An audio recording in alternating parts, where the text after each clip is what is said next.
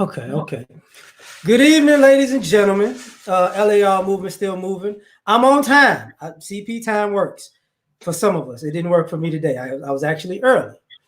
You know, for all of you who are at home, all of you who are about to be on the run or you working from home, and all you people that are bouncing back and forth places, this is actually for y'all. For all you people that's in school, all you people that's in certain occupations, all you people that are for the people who are essential and non-essential, let's put it like that. This stream is going to be based around you guys. So this is Dr. D. Introduce yourself and let them know where we about to take this. Hold on, I'm hearing an echo. Is that you? No, I hear the echo in the background.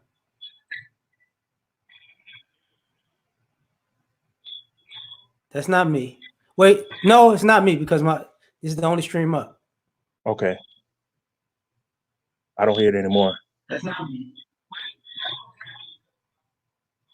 Tell me what you hear. You got it? Yeah. Okay. But I still hear. Hold up.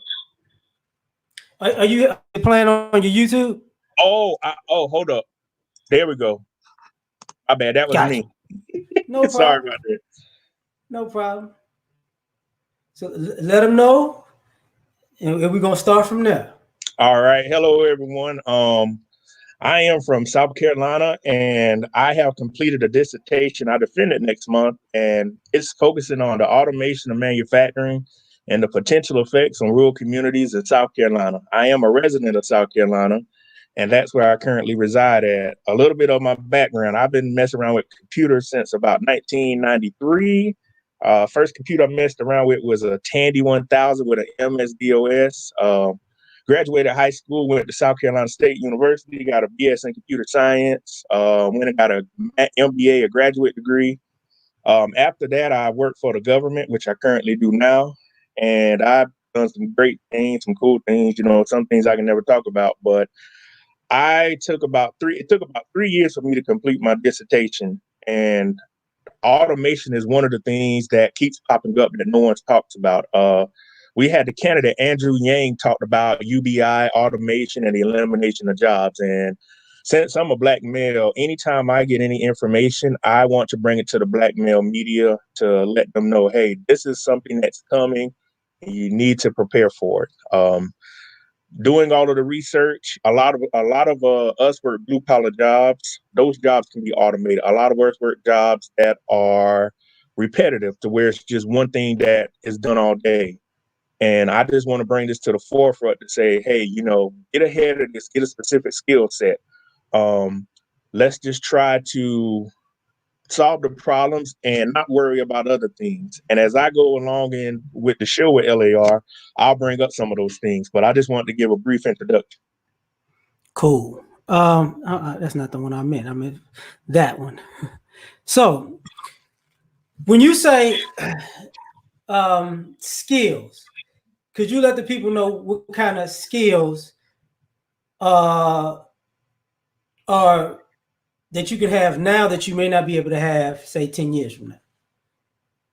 Well, one of the skills is, I'll give you a great example. Where I live at in the South, manufacturing, a lot of guys down here do manufacturing jobs. Manufacturing is considered a low skill or unskilled job because it's a skill set that you can either learn on the job or you bring it from another job.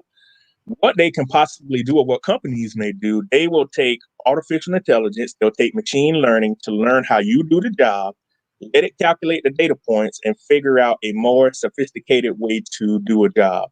Where I live at, we have two big facilities called Bridgestone and it's in Lexington, South Carolina. It's called Michelin, and there's one in Graniteville, South Carolina called Michelin.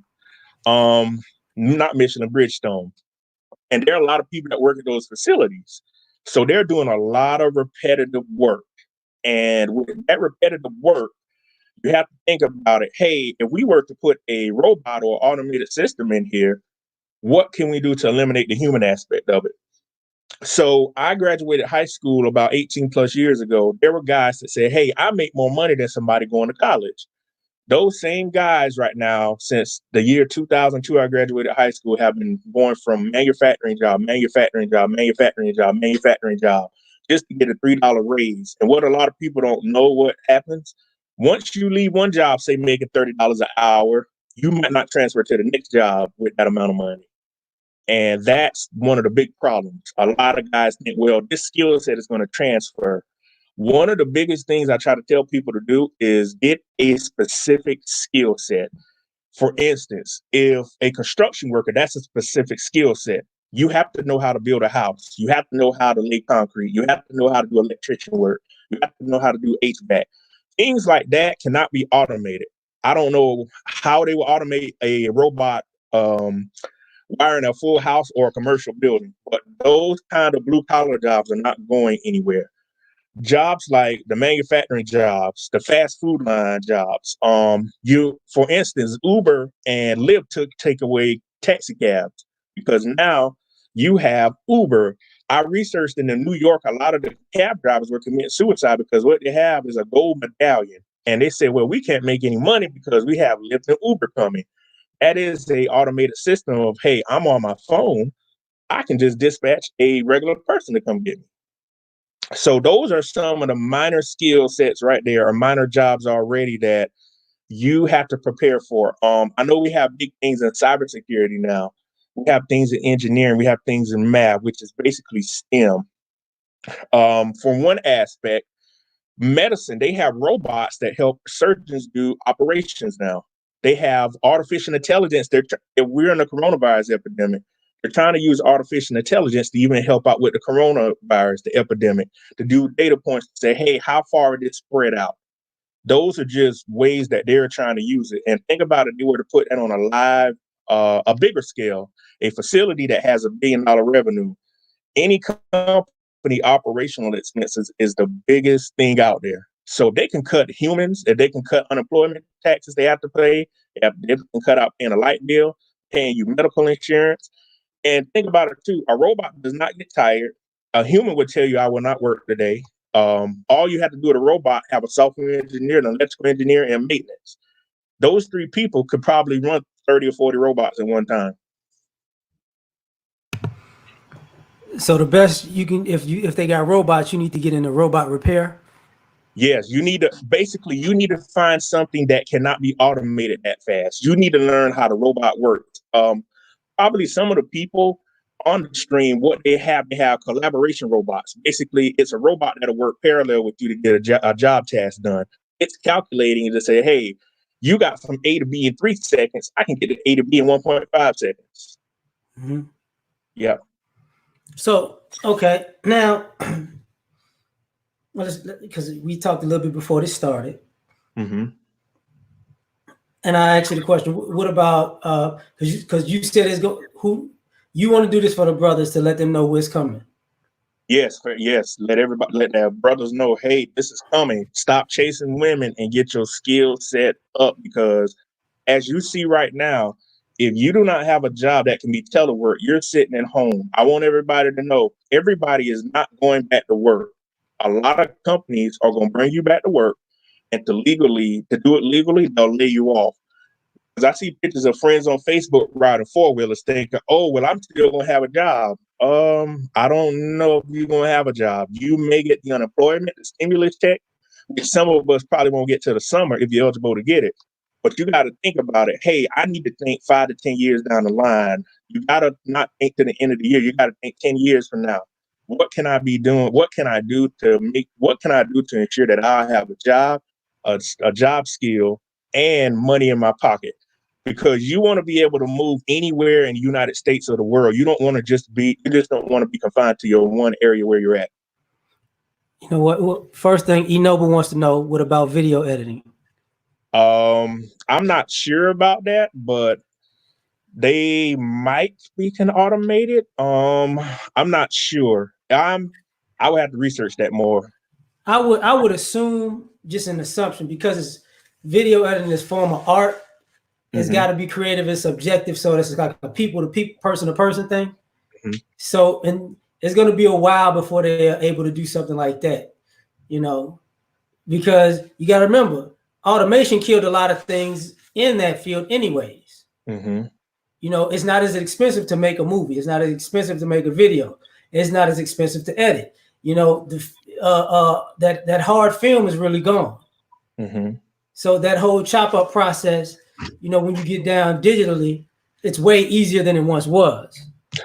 I thought about this today. I've always thought about this, but now it's happening. We're sitting at home and they don't send, they're now actually having demand movies on demand because you can't go to movie theaters. I think Mm-hmm. movie theaters are going to go away because now they're saying, hey, well, you know, I think it's down here is about $18, $19 to go to the movie theater. So, for instance, they'll just say we'll charge a flat rate of $50 to $60 because we can't assume you might have 6 people watch a movie. That is about 90 to $100. My math, I think that's 106 times 18. Let me do the math. 106 times what? $18 times 6 people. That's $108. And I'm thinking they're going to start to charge people a flat rate and say, hey, instead of you going to the movie theater, we'll just stream it to your house because that's what they're doing now. Well, you know, like where I'm at, I knew that was coming because they're not going to kill the movie theaters per se, but they're Mm-hmm. making the movie theaters kind of a lounge and club. Mm-hmm. Because see, they just like I have. Let me see. 1, 2, 3 movie theaters in less than 3 mile radius of where I live at.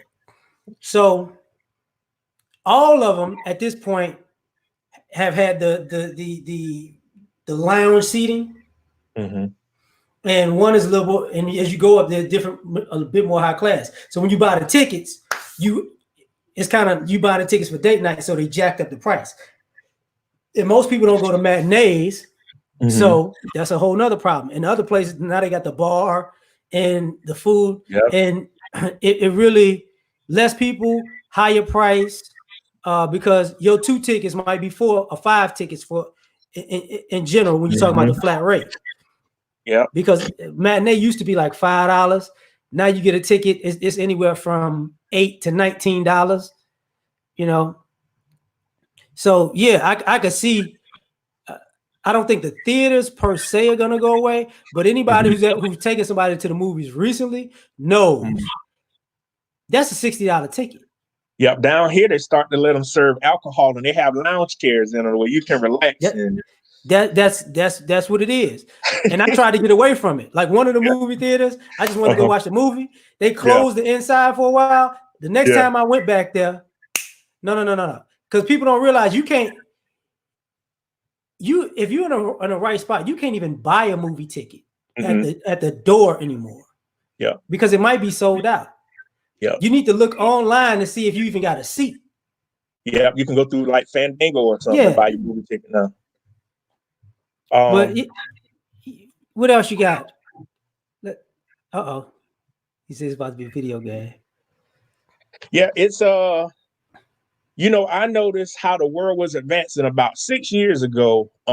I worked for a government contractor for the Department of Defense, and I was one of the people for the Special Forces. We designed the training simulations. Can't tell you exactly what it was, but they were already 6 years ago taking them out in the military. They would say, "Hold up, we can't have an instructor with somebody over in Iraq. What we're going to do?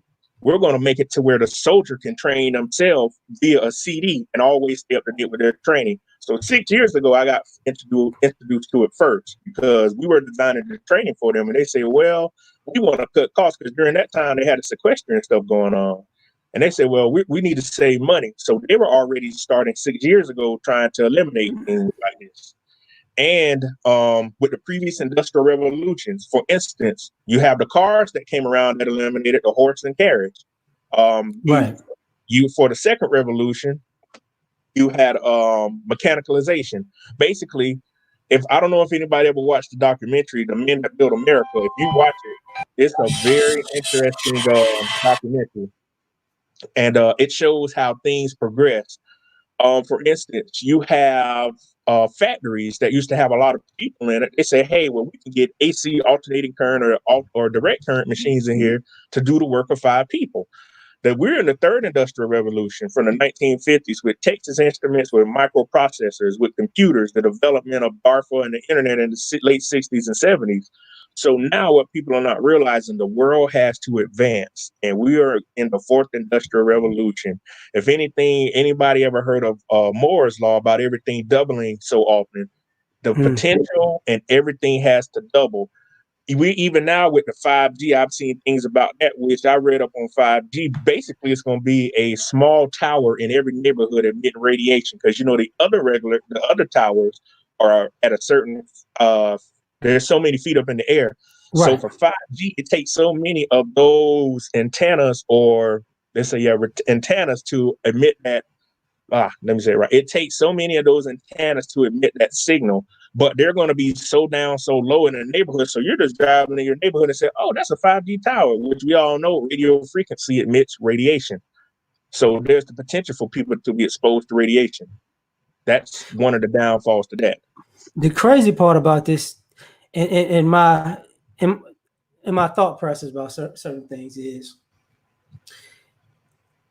when we watched the Jetsons as kids. Yeah. Everybody went to work. Yeah. Not thinking that, because we're watching a cartoon, that nobody actually has to go to work in that. Yeah. Like, everybody's not necessarily needed in that type of, in a society that's coming up. And this situation makes me think about things like when you were talking about the military, when they started using drones. Yeah. Drones got guns on them. It's not a big deal. Like, the military is highly advanced as far as technology when it comes to us civilians. They have things and do things that we ain't even thinking about. Mm-hmm. And it's from simplistic things to very sophisticated things. Now, I don't think some of us take into consideration that, as you saying, the doubling with technology,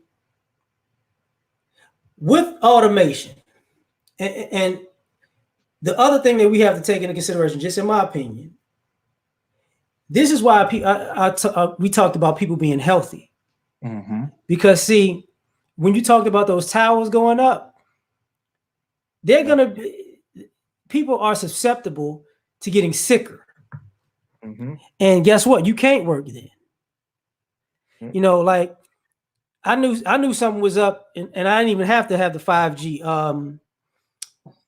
When they have the wireless charger, phone charger. Yeah. I don't know if you people aren't really paying attention, you might wind up getting a headache from that. Because if you cut everything off and you plug that thing in, you're gonna hear it buzzing. And it says it on the box. Mm-hmm. That it can cause cancer at some point. But we don't think but we keep it next to us. With all of these towers going up, we're so in tune with these phones, we don't know the cost. Yeah. And the other thing about these phones are, we've gotten rid of so much with a smartphone. Mm-hmm. We assumed it can't happen with us. See, you don't need a camera no more. You don't need a calculator anymore. Nope. You don't need a pager anymore. You don't need a two-way anymore. You don't need a computer anymore. Nope. It's all been consolidated. You know? Just think about before, you used to go to the bank. People used to go to school and get finance degrees to say, I'm going to be not a bank teller, but I'm going to be a loan officer. If you wanted to go buy a Mercedes tomorrow, all you got to do is go online with everything going on now. They'll bring it to your house. Carvana is in the process of getting rid of car dealerships, because a lot of people don't even like to go to car dealerships. That's another automated thing of the internet. And you go into a bank now, you rarely see people. Banks really are open for older people, because older folks like to say, I like to feel money in my hands. People our age are like, I'll take a picture of the check. I'll send you the money cash app. I'll send you the money through this application. But people in the millennial age group, or people a little bit older than us, are like, well, I don't need to go to a bank for anything. I can pay with Apple Pay. I can pay with Google Pay. I don't carry cash on me unless I have to, because even the barber I go to does cash app. To me, people say, well, we'll never get rid of cash. I said, we're slowly headed to getting rid of cash. I said, everything now is digital. It can be tracked better. I said, people like to feel paper money in their hand, but I think we're slowly headed for a cashless cashless world. And even when you go to the vending machines now even have it where you can slide your card, you can pay through NFC, which is the near field communications. You just hold your phone up to it. And these are things that are eliminating people. I was on the stream with I was on I think it was the Keep It Techie. They were on I can't think of the exact stream, but it's like it's a group of guys. We were talking and they were saying, well, the guy in one city created a trash can to where it charges off of the solar panel and it'll send a signal out to let them know this trash can is full. Because in big cities, running a big waste management trash truck costs a lot of money. Versus saying, hey, we only need y'all to go get trash on every Friday because we don't have a signal that it's full over here. Right. Yeah. That even when you was talking about the people don't realize, some people didn't remember this. I'm gonna say realize. Bluetooth technology had been around for a while. Mm-hmm. And Japan was doing that with vending machines years ago. Mm-hmm. Where they could just, hit the watch and get something out of the vending machine. But the irony of this is when you say people could go learn finance and become a banker, it's kind of counterproductive to our society now. Because if you go wireless money, cryptocurrency, however you want to call it, a lot of us still don't have financial savvy. So it's just like when you gave people credit cards. They went crazy and wound up in debt. Why? Because they thought about the money that they had. They don't thought about the money they got to pay back. Yeah. And I see that now when I'm looking at, you get on the phone, you have Chime, you have these other banks. Oh, you can get your money early. Oh, we can loan you some money. And it's like, you do realize they're going to have you on. They're not going to charge you banking fees because they're going to keep loaning you money. And it's like it's really like a payday loan in a bank format over the phone. Exactly. And that's a good example of I see a lot of those banks because a lot of banks now don't have brick and mortar places. So they just have on like BBVA. I think that was the big bank, NBA, BBVA, whatever it was, used to see when I watched the NBA. They say, hey, the official sponsor of the bank. So I looked them up. They say, hey, we don't even have a physical location. We're all online. I said, wow. I said, this is the way things are going. And one thing that I want to tell a lot of folks, with one of the things that this is it's still on the topic. What we need to talk to Black people about is credit is valuable. This is going to tie in with artificial intelligence. It used to be when your credit was ran, somebody made the decision. They have artificial intelligence and algorithms now that actually run your credit for you. So in other words, you can't get mad at somebody and say, hey, why I got that rate? That's the other backside of, hey, you need to be responsible. You were talking about health, you were talking about health with the 5G. These systems are ran to eliminate a lot of things. So make sure that you take care of your finances, since we're talking about the banks and credit and everything, because the decision to buy something now isn't left up to a human, it's left up to an algorithm. And if you're not in that top percentile, you don't get any money. So you'll get I take that back. You'll get money, but the interest rate will be higher. And that's a part of automation, because it used to be banks would do the application and somebody looked at it. They're like, we don't have time for that now. We can give you the $80,000 for the car you want right here over the phone or through an app. They're making things so convenient till it's scary to where it's eliminating people. And you and I talked earlier, one of the professions a lot of people do have call bots with this call centers. I don't know, a lot of people, call centers, when I call people, I don't know where they're located at, but it used to be the big thing. The big thing was, I want to speak to somebody in America, because you will always get like Indian people or whatnot. So now the thing is, with call centers, they have a chat bot. I have a phone through AT&T. When you go to the site, a box pops up. How can I help you? Before you even get to anybody. So that might be 5 people jobs that's already eliminated before you even get to talk to somebody. And I also remember that, I think it was on TED Talks, like a year, 2 years ago, where I don't know if it's Google Mm-hmm. or Apple made an app that can actually have a conversation with you, and it's not the classic, because even the call centers have the standard. People get that call on your cell phone. Yeah. You want this, you want that. Now they still have the app. I don't know if they're done with it yet, but it can actually interact with you in the conversation. Yeah, it can interact because if you go to any of the sites, it'll say, "Hey, what do you need? I can direct you here." Even over the phone now, could you speak in here and tell us which person do you need?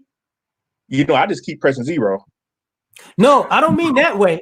I mean like the way they was doing it on TED Talks. They used it as like you was calling a restaurant. Oh, So it's wow. like, so you was like you was placing an order, and it's like, do Wow. you want this? Well, no, you know what? I don't want that. I want this instead. Okay, you can have it in Mhm. there. Or would you want this? Do you want extra? Do you want this? So it was like responding just to your flat out order, and I'm like, Mhm. it's gonna go a lot of places. Oh, that's the group right there, the Black Brain Trust. We Yeah, were on for 3 hours. I think it was the other night I was on it. We were talking about stuff. So yeah, that's the group we were talking about there. So shout out to them. salute to y'all. But Go for it. Go for it. go ahead. I was gonna ask, going forward, because like when we talked earlier, there were things that changed society Mm-hmm. from this point to now.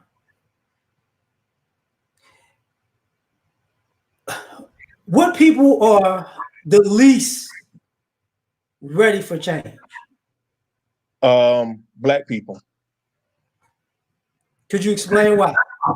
Because we don't like to hear what's out there. I see in the chat somebody was saying you got to stay ahead, which is true. I've talked to so many people and said, "Hey, do you realize what's about to come?" First of all, they'll say, "Ninja, I ain't gonna say the word. You don't know what you're talking about, man. They ain't gonna get rid of us." I said, "They will get rid of you." The thing is, if I were to go talk to a group of white kids about this, the first thing their parents are gonna say, "How can my kid make sure they have a job 15 to 20 years from now?" And they will listen to you.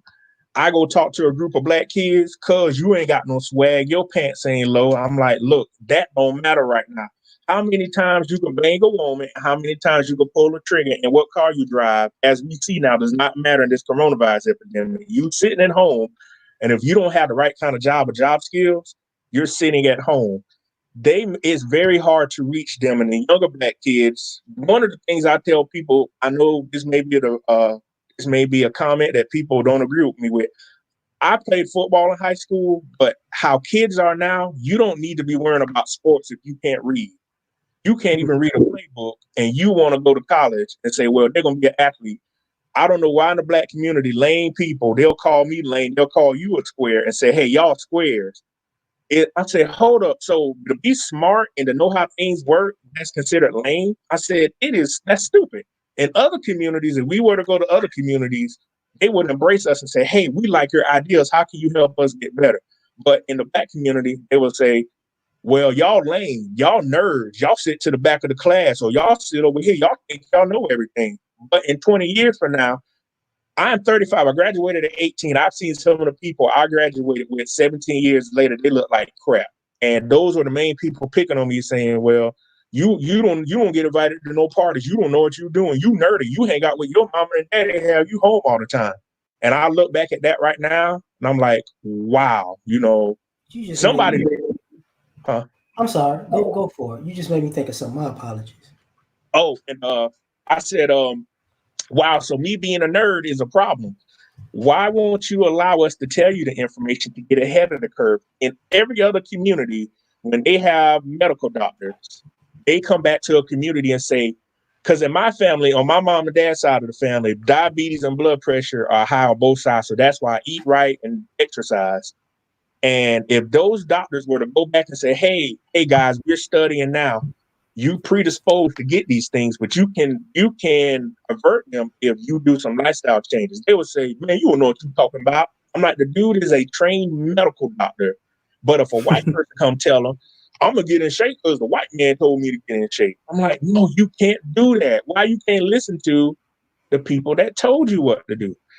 and they won't listen. And then the thing is, I go to the Y to work out on Saturday mornings. They'll have all the black kids in there playing basketball. I wonder how many of those black kids can read and write correctly. You want to teach your kid, they're going to be very few LeBron James come out. I'm just telling people to be so real. I'm being real with people. There are no LeBron James is already Michael Jordan, Kobe Bryant. Your kid need to learn academics, because what you don't realize, if they learn academics, not only can they compete in the United States, they can compete against the world. Because what we're not realizing, you're not only competing against people in the United States, you're competing against other countries. And when you go to other countries, you don't realize the disadvantage you're at because you don't have the skill set. And black people don't want to understand that. We want to go spend our money on stupid stuff and then want to come to us and get the information for free. I can't give you the information for free all the time. You want to, when I was in college, people would say, well, what's wrong with the computer that got a virus? This was 10, 12 years ago. No, I'm not about to look at your computer for free. You shouldn't have been doing stupid stuff on it. I fixed it once already and put the operating system back on it. And people don't understand that the information right now, if I'm trying to give you about automation, they won't even believe it. Well, you don't know what he's talking about. Man, they ain't going to eliminate that. So you standing around idiots that never did anything. I don't know if anybody's ever noticed this, but when there's a group of young black men around, there's never anybody in the group that's doing anything positive. You never see anybody in the group doing anything positive. There's one black dude, he may be smart, but the other kids will knock him and say, well, you trying to be too smart right now. We're going to beat you down and knock you down. Instead of him getting out of the group, going to find his own people because he doesn't feel confident or confident in what he's doing. And we find that a lot in the black community. People don't want to hear this. Because people say, hey, when you defend your dissertation next month and graduate in May, how about you come speak to us? So you want me to come back to the people and actually told me I was a nerd and I was dumb because my parents tried to set an example for me. That's what you want to, that's how you're trying to make me feel. That's what you want to do to me. You want me to come all the stress and struggles I've been through to get all the education and experience. You want me to come back and give it to you for free when all you had to do is say, hey, this guy knows what he's talking about. But if I had dreads in my head, no offense to people with dreads and chains hanging off in a Chevy on 28-inch floaters, he got swag. And I try to get young men and young girls to realize that does not matter on a job application. When you go to a job interview, nobody is asking about swag. They want to know what's your qualifications and how can you get the job done for them. So, yes. Oh, a lot of teachers might lose their jobs. Yes, because, I know you got something to say. I was long. No, go for it. Go for it. I got you. Don't worry about nothing. Yes, K-Love, L.A.R. and I was talking about that because there were classes that never thought they can be put online. So a lot of teachers, you have tenured professors. Some of these professors get $130,000, $140,000 just to show up two times a week at a class.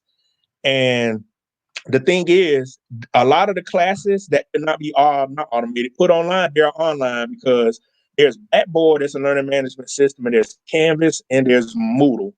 And you have tenure faculty that's 80 years old that been needed to go. Coronavirus is going to force them to get rid of them.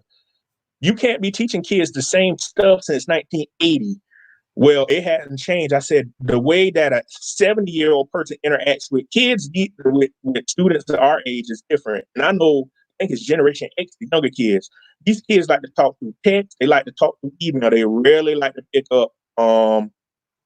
They rarely like to pick up the phone and talk? Where regular school teachers lose their jobs. It's a possibility that regular school teachers could lose their jobs because if the class is online, that one teacher could teach two classes at the same time. See, what I'm about to say is going to go backwards a little bit because I'm going to make it simple in my own way. When you was talking about athletes, sports and entertainment, like black people, all we got is sports and entertainment. Use that stereotype. Don't believe that the NBA, the NFL, the MLB, the NHL, they're probably thinking of a way to, you know what? We're going to make these games individualized. so you can even buy tickets online. So since everything is on demand, now your favorite team gonna be on demand for you. Mm-hmm. If you can't go to the stadium, you're gonna have season tickets on your home, on Mm-hmm. your television.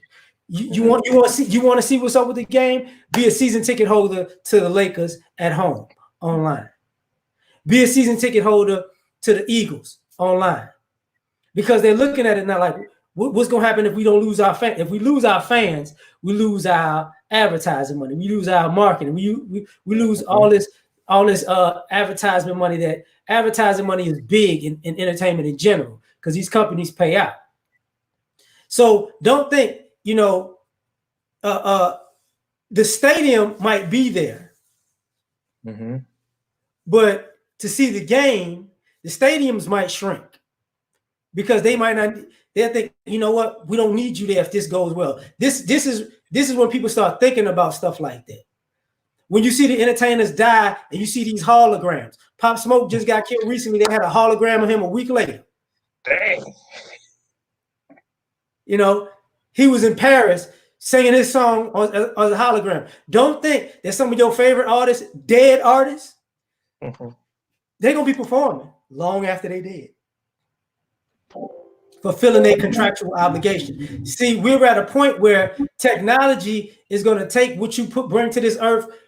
You're going to have to protect your intellectual property, dead or alive now. Mm-hmm. So we're not thinking about other people are looking at it differently.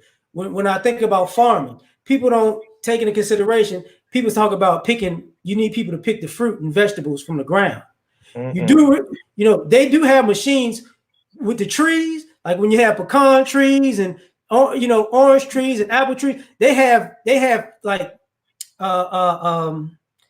they built like Mm-hmm. but they Yeah. had these clasps on them. They just shake the damn tree, and Yeah, they I've just seen shake that it right video. into the thing, and that's Yeah. all everything in that tree goes down, Yeah. and it's calibrated so they don't break the tree. They just shake it. Mm-hmm. You know, our society is not what it used to be, and it's going to Mm-hmm. keep evolving. Yeah, it's the NFL red zone is just the beginning. Yep. This is, when the teachers are like, could you be obsolete? I'm not going to education. You're going to need education, but what the problem is, and this is what I was talking about with the doctor before we started. All the people who are, if you've been a slacker on your job, the handwriting's on the wall for you. If you've been inefficient, if you've been late, if you've been a problem, if you've always got in trouble, if you got a bad attitude, you got to go. They can replace you. Mm-hmm. People who are actually hard workers, that's going to be a toss up for some companies, because they're going to like that efficiency and that with those people skills. Because no matter what, you still going to have people skills. I saw somebody put in the chat that trainers are going online, like with Zoom, and a friend of mine is a trainer, and I told her about this a while ago. She would at first she wanted to train face to face. I was like, you might as well start training online, because you can get multiple people. They could all chip in and not be a big deal, not kill them, because a lot of this stuff that's happening online, you're gonna have to pay for it. And a lot of people who are out of work will not be able to afford all the things they used to afford. Yep. Exactly. So, this is going to affect a lot of people in a lot of different ways. It is, and the thing is, you've got to stay. You can't get complacent. I go to work every day saying, what if they fire me or I lose my job, what I'm gonna do? Because I never get complacent. You can always be replaced at any job. And the thing is, I always try to find the next skill set. I'm always reading books. I'm always trying to find out what's the next big thing coming along to get ahead of it. That's why I focus on the automation part, because I know that it is coming to eliminate jobs and to give companies a bigger return on their investment. And I just wish people, I know everybody's not going to grasp it as fast as I do, but I wish people would sit back and look at it and say, hey, or like you are noticing things like something's just changing. They have the Uber cars. The school that I go to is in Pittsburgh, and when I go up to school in Pittsburgh, they have the Uber cars up there that they're driverless. And you say, huh, a driverless Uber car? Yes. I said, it's GPS. Google, the government owns Google. Google sold their stuff to the government. So Google is in the government right now. And you're like, wow. I said, yeah. I said, that's the scary thing. And I tell a lot of folks, if you want something to go to school to be a lawyer. You were talking about intellectual property. I said, you know how many people are about to go to jail right now because they're going to lose their job. They're going to need a defense attorney. They're going to need intellectual property lawyers. Companies with the coronavirus, people don't realize the underwriters are who write the policies for insurance companies. They're going to come out with policies for pandemics now. Do y'all know how many billions of dollars are about to be made? I sit at home and say, how can I capitalize off of this? Because even when the recession happened 12 years ago, there were millionaires made off of that recession. People don't realize when you go out of the country now, they're going to make it to where you go through a machine that scans not scans your body, but you're going to have to be able to be checked before you bring diseases back in, because our borders were so easy to get back and forth into. And don't you got it? I thought about something the minute you said that. And people don't realize that it has changed everything. Bro, I tell people in real estate, have you seen any of the RoboCop movies? Mm-hmm. RoboCop is like my favorite movie. Peter Weller, but that's the actor. RoboCop in the first one, when he get killed, he drives around in the neighborhood. He goes to the first house, and there is a robot on the side saying, "We're here to show you your house." That was in 1987 or 88. That was 32 years ago. That is the new future of selling houses. And people don't see that coming. They say, well, I'm in real, because you can take a virtual tour of a house now. Yes. Somebody that lives by somebody I know, they sold the house without even seeing it. And you got to think ahead and say, hey, this could be eliminated. They don't need me to do this. Selling houses or whatnot. But yeah. But I was perfect. No. When we get into this, because part of the reason I think I was talking about, I put the working from home in the title, is because a lot of people are working from home now, not understanding, because I'm hearing people like, man, I like this. I could continue to do this. This is a twofold issue though. If your employer likes you like that, yeah, and you were efficient when you were in the building, and you're in an industry that you can do that, you might be able to work from home indefinitely. But if you're inefficient and they don't like you like that, you're gonna be at home indefinitely. Yep, the stimulus check is the start. Let me turn my fans up. Yeah. So one of the things I've come to see is a lot of people don't take into consideration. Like, it seems, look at the small things that are going on around you. They started a pandemic. Everybody got to stay home. Yeah. Gas ain't been this low since 2000. Yeah. Think about that. And I got on the freeway yesterday. I was like, damn, is this empty? Now I work very close to home, so I don't have to get on the freeway. So I started thinking about the buildings. Like, what are they going to do with these buildings? Because everybody, they might downsize their workspace. Because if they get rid of people, I don't need to be in this building or in this office space. We don't need this many people right here. When you talked about the borders, I don't think people realize couldn't put up that wall, but now you can shut down those borders from this point on, because you can say, I don't want people bringing pandemics into the country. Yep, it's coming. I remember them talking about traveling, because I kept hearing that rumor like everybody in America is going to need a passport. And you're going to need to bring your passport everywhere with you. I'm like, why? Why would you need a passport in America if you're traveling in America? Well, this is pushing that to a head, because now what I think about with automation is this: they're going to figure out ways, because BGS would always talk about the universal income. Yeah, the universal basic income, UBI. Yeah, Until you yeah, get the job to a robot. right. Yeah. So when he talked about that, I very much so understood it. But the other thing I would think about is, so not every these companies are going to figure out how to get your money at home. See, that's the beauty of Amazon. I could get your money while you at home or on the phone. I could ship it to you. Because see, Amazon was trying to do drones for a minute, Mm-hmm. but that didn't, you know what I'm saying, that didn't necessarily pan out. And Mm-hmm. how that's going to go in the future, we don't know.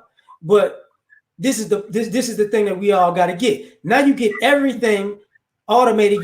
You could get your groceries at home because they do this out here. You order it online and they get it in the store for you, and you drive up to pick it up, or they drop it off to your house. So now you get your groceries like that. Now you get all your takeout like that, because it used to be pizza and Chinese food was delivery. Now everything is delivery. Everything is Uber Eats now. Doesn't matter what it is, you know. Now,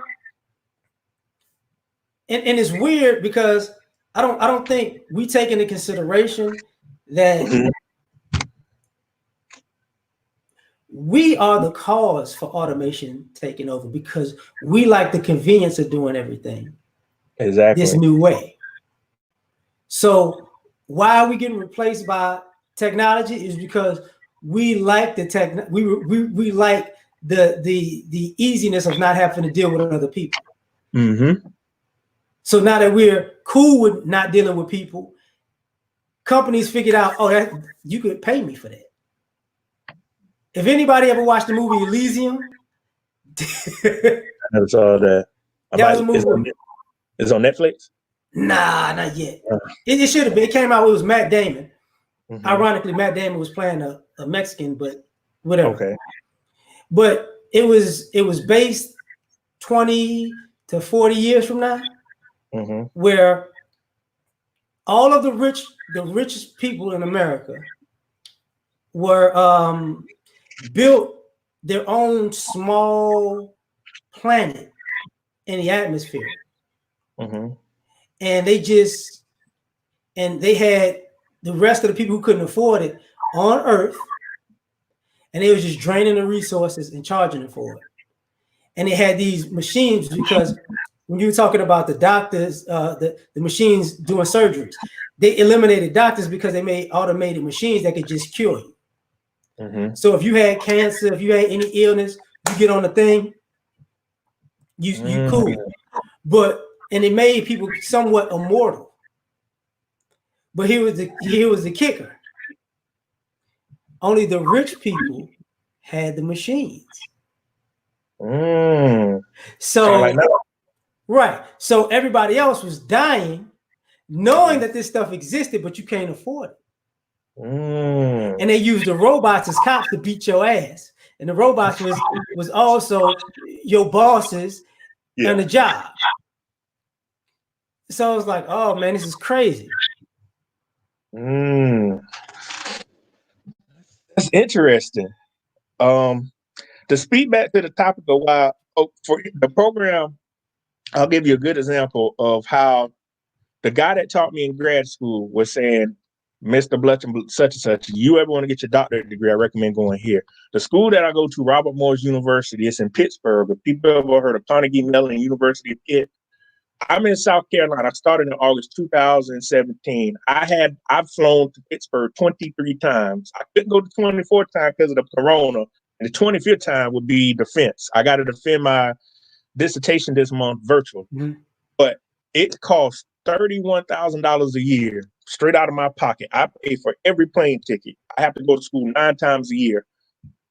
There are maybe out of the whole program, it's been around since the first graduating classes in 2002. I think maybe a total of 20 Black men at the most. And that's sad. I mean, I know it's a lot of work, but the plane tickets for me to fly from South Carolina, because I go to Augusta, Georgia, then I go to Atlanta, then I go from Atlanta to Pittsburgh. I would sit in the class, I would get up there on Friday mornings. We have class Friday afternoons. Then sad class will be over Sunday, get back on the plane Sunday, fly all the way back into South Carolina, have to do all my work for school or whatnot, and still work my job. The thing is, it depends on what you want to put time and effort towards. People will say, there is no way I'm going to spend $135,000. When I work for the government now, if they would not have worked with me, I would have quit my job and went to school, because you have to invest in yourself. You are the most important investment.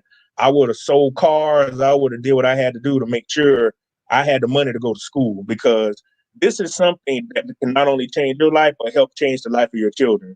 And a lot of us don't see the aspirations of doing that. The thing is, you want to invest $90,000 into an Audi A5, but won't put $90,000 into your education.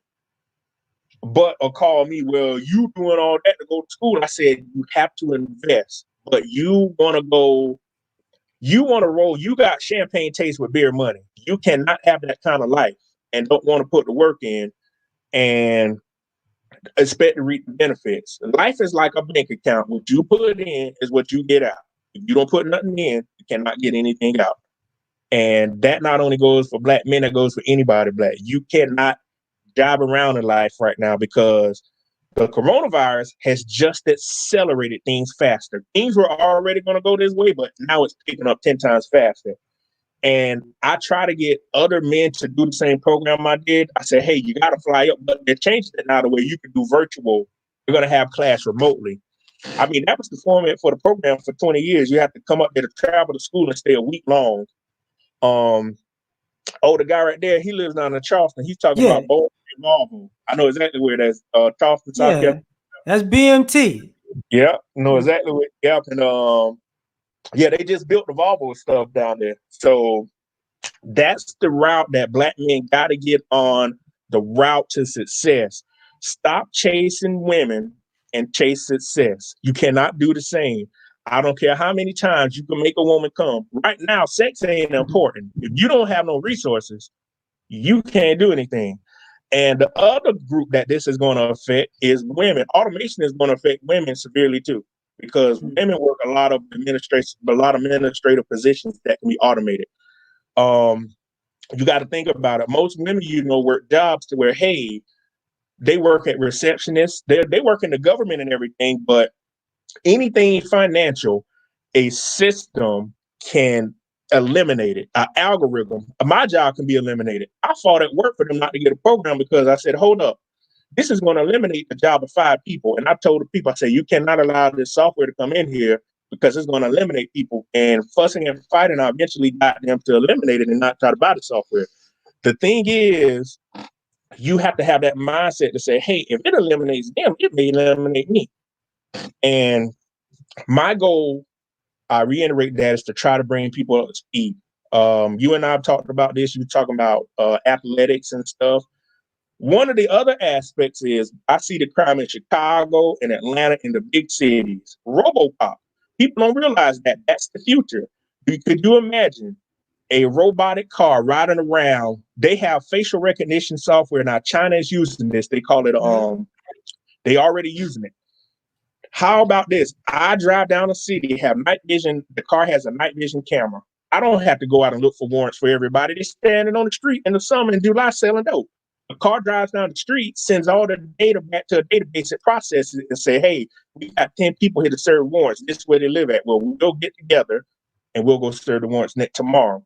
That way you're not putting police officers in jeopardy. This can not only be used for police officers, it can be used to report fires and other types of crimes. So people, the world is about to change. Selling drugs is about to become a thing of the past. People can sit here and say, they're always going to need drugs. In the coronavirus pandemic, the dope man can't even sell dope. The crackheads can't go sell scrap metal right now. Well, here's the weird part about that. And I was with my lady yesterday, right? And I was laughing because I told her, I said, man, this lets you know how much of an addict certain people are, because I've seen the most people talk about smoking weed on social media, and I've seen people smoking weed on social media, and I've seen people, post about their need for weed on social media. y'all realize, y'all, the dope man can't go up on his prices. I'm thinking to myself, yo, if you don't see how bad you are right now, you got an issue. And the reason I'm when you talk about the crime and stuff, a lot of crime is going to go down in a violent way because you can't afford bullets. Nope. See, most of the bullets are already gone. So whatever beef you got to be put to the side. I was clowning. I was on a panel recently because when you were talking about the numbers, I was like, actuaries are cleaning up right now. People just don't realize it. Actuaries are cleaning up. And beyond just actuaries cleaning up, I was like, where's all the racism going? Mm-hmm. You see how quick stuff stopped when everybody got to sit at home and not make money? Yeah. All this stuff stops. Now, brothers might have to take some things into consideration and get a little flexible, like they said earlier. This might be a time where you might think about, man, maybe I need to learn how to make furniture, handmade furniture, make hats, because what automation takes away, the jobs that automation takes away from you, there's a market for actual handmade things and human-made things. Like a handmade watch, it'll be something people actually want. You know, can you afford it? That's the question. Mm-hmm. You know, but people are going to have to start thinking about, okay, that dude that was the mechanic, his ass is going to be kind of valuable. Because not only, because I don't even think, like, even car mechanics, things have shifted because they changed the parts so much in the cars that like you have to get certified to fix certain things. Yep. And putting the battery in certain cars, they made it way more difficult than it had to be because they wanted you to not touch anything. They wanted somebody else to touch it or something else to touch it. And when you was talking about real estate, I've been talking about this for years, where over the last 10 years, I've seen far more apartments pop up than subdivisions. Yep. I've seen the price of homes go up astronomically in a short amount of time. Because, and ironically, I'm seeing homes get smaller and cost more. Exactly. They cookie cutting houses now. They putting them, they just buying 200 and 300 acres of land and cookie cutting everything and putting people in saying, hey, you need to pay us $250,000 and an HOA fee. Hold up, I'm gonna pay you a mortgage and you're gonna tell me how to do my house? That don't sound right. And the irony of it, even with the HOA, I don't think people realize, like, HOA is going to be a standard because you have to live in a place that was before HOAs to not have one. And those homes sometimes are so old, they're not retrofitted for society now. So either your water bill astronomical, your gas bill astronomical, or your energy bill is astronomical. Hold up. One person said there's a lot of feedback on my side. I saw the comment. Are y'all hearing feedback? I'm not hearing it. No, that's why I got my headphones in just in case. Okay. All right. Just wanted to make sure I saw a comment. Just wanted to make sure. It actually might be me because this mic picks up every goddamn thing. Oh, okay. Oh, well, nobody's saying no. I just wanted to make sure. Yeah, the thing is, gun sales that went up tremendously. I looked around the house. I said, man, I got bullets everywhere scattered because I have a CWP and everything. Hold up before you should. BMT, I'm gonna get at your ass tomorrow because I'm off tomorrow about that. I hope they ain't out, but I sure forgot that. You just reminded me about guns. Sorry.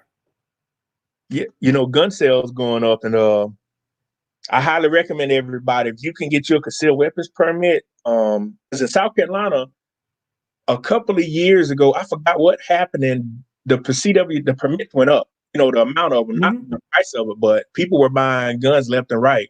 And I'm a concealed weapons permit holder myself. Me too. So I tell people, you got to remember, when this is a good analogy. criminals versus a law-abiding citizen. People don't realize if you're a law-abiding citizen and you have to defend yourself, you get the benefit of the doubt. They're like justifiable homicide if you have to shoot somebody and kill to protect yourself. This is what people don't realize. A CWP person usually is a law-abiding citizen.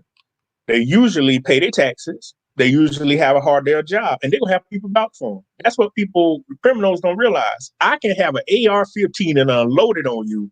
What the district attorney gonna be like? Don't even worry about it.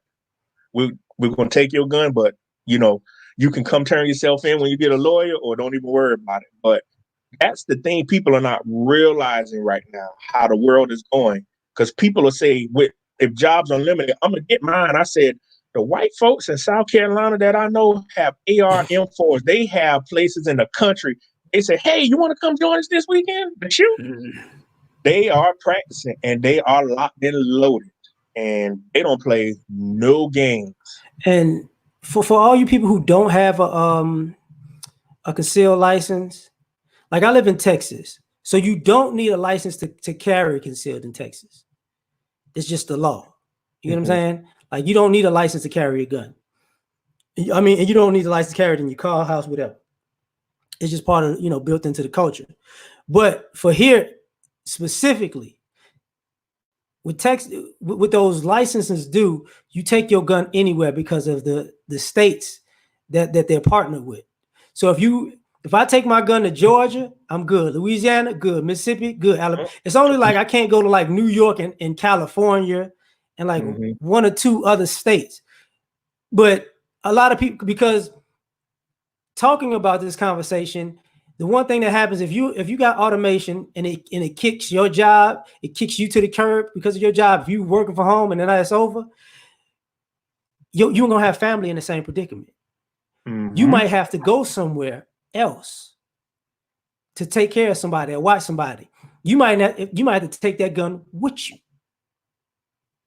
And people don't take this back a little bit. The reason why Plexico Barris went to jail wasn't because he didn't have a license. His was expired, but his was in Virginia. New York doesn't take most licenses. So you're basically a criminal in New York if you have a gun in New York and you're not from New York. Yeah. Same thing with California, but they have like a magazine issue, like where you can have a gun, but you can only have 6 to 10 bullets or something like that in it. So people got to take stuff like this into consideration. Matter of fact, let me ask you this, Doc. You think there's going to be an increase on cohabitating because all this automation is going to be killing jobs? Yeah, it's already with the coronavirus. I see videos with O'Shea and everybody else, O'Shea and Meta Tomorrow and all the other folks talk about, hey man, y'all gotta be careful now. O'Shea was saying, hey man, I know y'all folks getting calls from chicks for 2 or 3 years ago. Yes, cohabitation is gonna go up because now it's survival mode. And yes, I think it's going to go up tremendously. The coronavirus is doing it, but when people really lose their jobs, see the thing about the coronavirus, this is not going to last forever. It's going to go away. But a job going away is permanent till you find another one. And people are going to be like, hey, I need to cohabitate with people. It's going to be male and female. It's just not going to be one aspect. But both of them are going to be reaching out for one another to say, hey, can I live with you now? I ain't have my shit together. What I'm going to do? What I'm going to do? What I'm going to do? And the females can reach out to the men can reach out to the females. It's going to be both. It's going to be 50-50. Now, this the one, like CEO, I see what you're saying. If you don't produce ammunition, here's the funny thing about ammo, though. If you got enough, you could trade it for any goddamn thing. 50 bullets in the hand, you usually get 50 hollow points to get you a lot right now. Like I kid you not. Like if you got, and I probably got close to 1,000 rounds. And let me curve this a little bit for some of y'all. It's cheaper to buy bullets in bulk than it is to buy them by the box. So, and 9mm rounds are normally the easiest rounds to purchase because they're the most abundant. So if anything happens in society, one of the best guns to have is a 9mm. Even they'll make them in gun, they even make them in semi, rifle form. But 9mm bullets they're everywhere. You know, I got 223, or you want to call it 5.56. I got those too. But you got to understand, it's not. It's very. You're gonna run into people who have those. Yeah. But you're gonna run into them holding their gun on you when they have those. Exactly. And you can survive with a 9 round in you. You can't survive with one of them 223s or 5.56. It's over. Now with the chopper come through. Yeah, so it's not gonna, just to put that. But as far as the cohabitating, the men and the women, we clown about this. Me, O'Shea talked about this too. See, swag ain't getting nobody nowhere now. Nope. Swag don't feed you. I haven't seen all the people that super fly. I ain't seen them out yet. Maybe they can't afford to be out. I don't know. But we're gonna have to take this. What? Yeah, funny. You were OJ. It's true though, because my fiance, I'm like, huh? That's what these chicks doing. They showing stupid videos, and I go to her house. I'm like, this is what people are doing now instead of trying to figure out how to get out of this rut. And she said, yeah, this is what they doing, being stupid. I said, so you gonna post pictures of you being stupid right now? And swag, I said this earlier, swag does not get you a job. People don't realize working, volunteering for the SPCA, walking dogs will get you a job faster than anything else because people love animals. And you put that and say, hey, I walk dogs and cats, or I play around with cats, that will get you further than anything. But people think it's swag on a job. And I try to get anybody young to realize swag as you get older. I remember when I was 18 and graduated high school. I remember when I turned 21. If you're thinking the same way at 21 and I'm 35, 14 years apart, the world was different in 2005. I was 21. It is 2020. I'll be 36 next month. I said, oh, no, you can't think the same way. Swag, what is swag going to do? Please tell me when I put my resume out. If you go on to D.com, there are so many jobs right now. And to anybody out there, I don't know. I've been doing adjunct teaching for 6 years, since 2014. I started teaching once I got my graduate degree, and I teach at 2 schools online now. I tell anybody, if you have the credentials, you can go teach at a technical school with a bachelor's degree. They need people to teach. If you're a minority, you have to a place has to meet an EEO. They have to not violate. They have to meet EEO regulations. They have to hire minorities, and they have to hire Black men and Black women. Get into that field. I do it. I've been teaching 4 to 5 classes while I've been writing my dissertation and working. It's my side hustle. You gotta have, that's a good thing. You gotta have 2 to 3 incomes coming in, because if the government don't want to give me my raise this year, I'm like, well, I'll go find another job. The thing is, and if something happens, I can always fall back on it, because I use the money to help pay down debt. People don't realize, anybody that's went to school or you're trying to be a citizen in life, it's debt, credit card debt, car tear up, anything. You're trying to stay ahead of the curve. But I tell a lot of folks, just get into go on Indeed right now. That's the first thing. I applied for like 80 adjunct teaching jobs the week before this got bad, because I know they're going to need people to teach technology classes. And I am every day I try to find a way to get ahead of the curve on anything.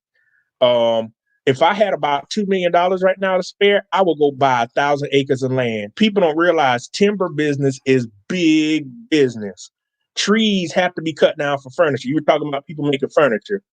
You got oak trees. You have down here in South Carolina, they have pine trees. It takes a pine tree 20 to 25 years to fully matriculate.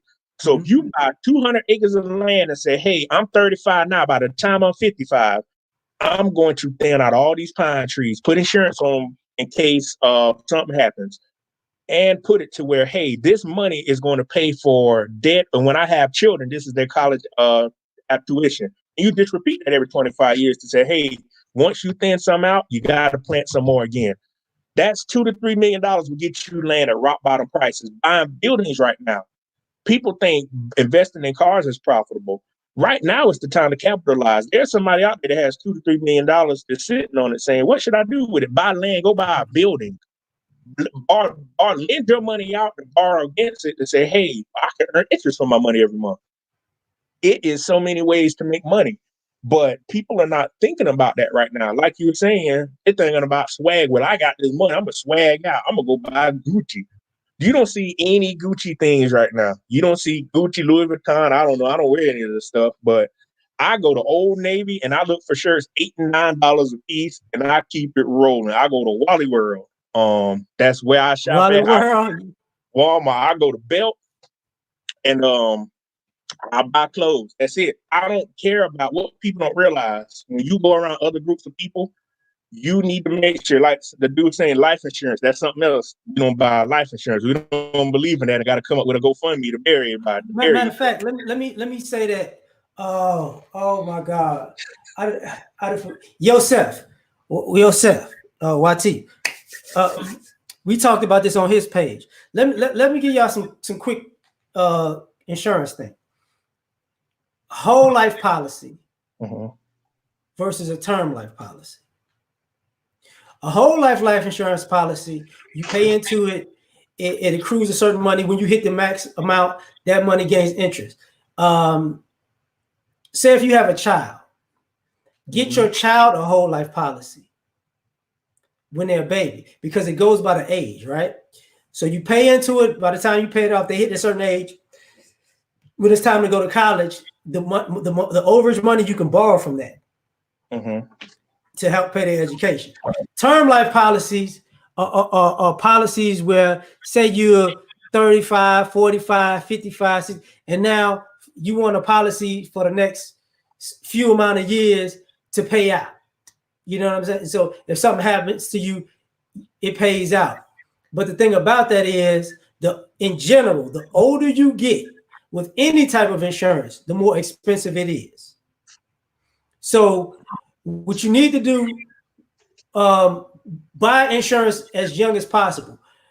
For all you young people out there, for all you older people, young people around you, if you're young, if you're in your 20s and you buy a whole life policy, it might cost you somewhere between $19 to $30 or $35 a month. It's the same thing when you go to health insurance. The younger you are, the less it is. Because what's going to happen to people, why you got me thinking about this, especially with this automation and stuff. A lot of people, y'all going to lose y'all insurance because y'all can't pay. And you're not going to understand how important your insurance is, because the worst thing to do is to get sick and you have health insurance or don't have health insurance in a time like this. Because now the financial debt you're going to have to pay, because I saw some of the people getting a quote unquote vaccine. It ain't no damn vaccine, but getting hospital work, that's $35,000. Yep.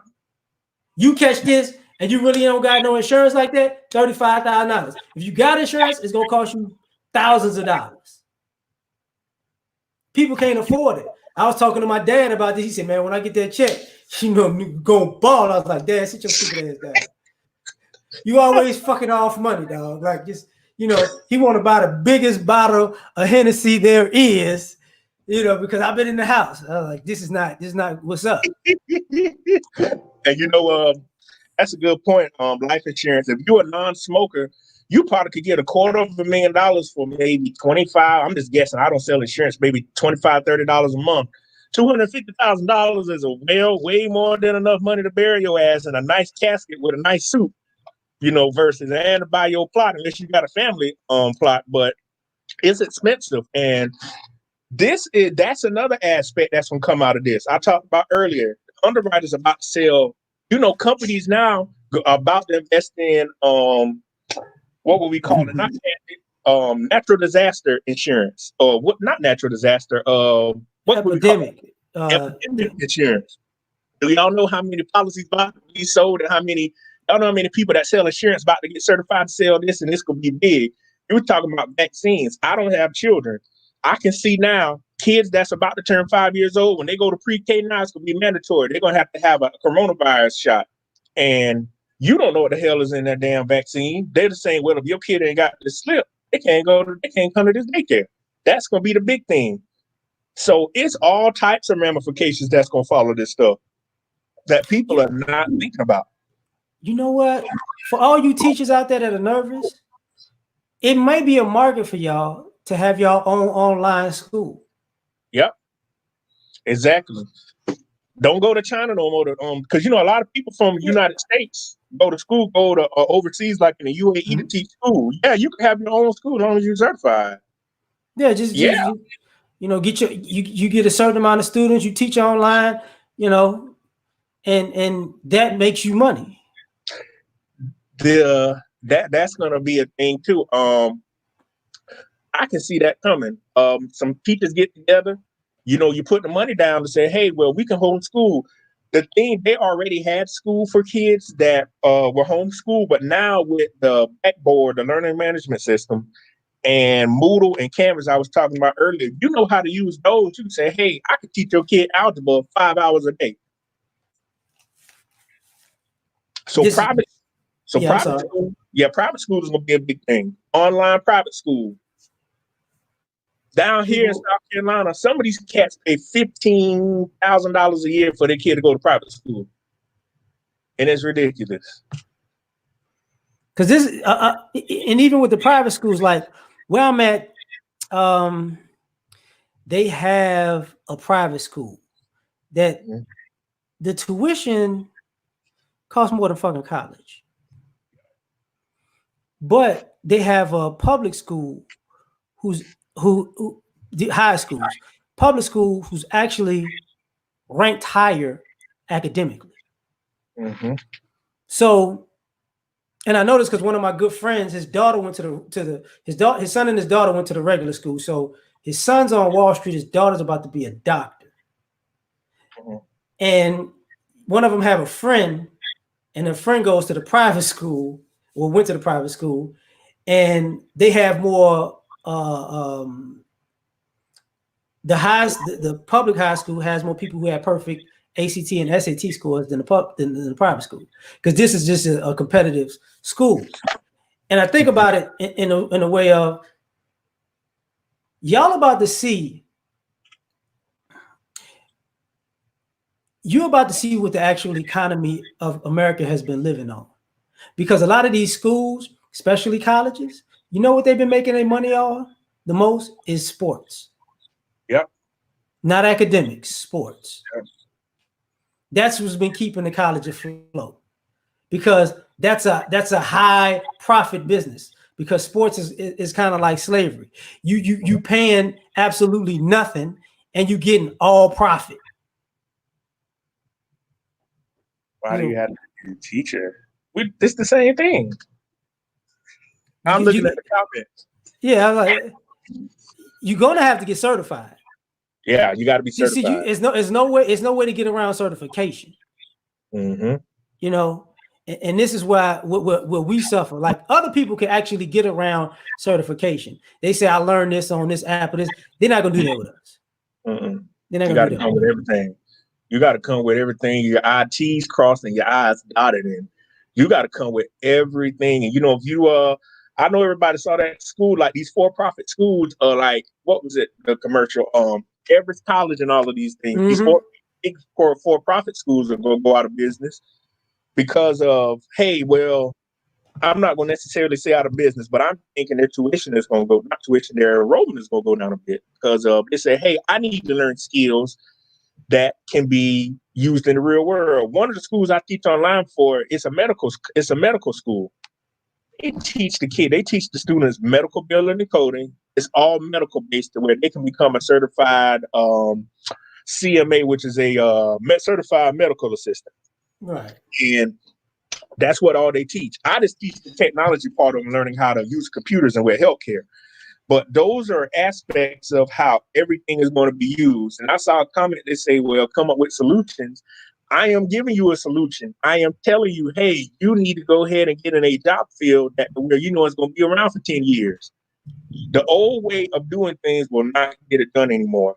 Hanging out on the block, hanging in the club. Perfect example. I joked around with people. I said strippers can't make no money. Well, I heard strippers doing virtual strip clubs right Yeah. now. Yeah. Bartender. If you're a bartender, you can't make any money. Mm-mm. A DJ can make money unless you bigger and do it virtually. You got to get into things that can make money. Those are cool side jobs to say, hey, well, I do this. I bartend on the weekend. I DJ on the weekend for events.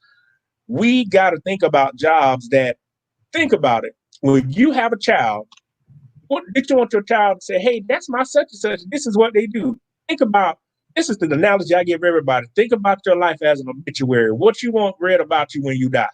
Do you want, I look at obituaries in the newspaper. Some people have small paragraphs. Some people have long paragraphs. What you want read about you when you lay in a casket? Do you want them to say, I came, I saw, I went, and that was it?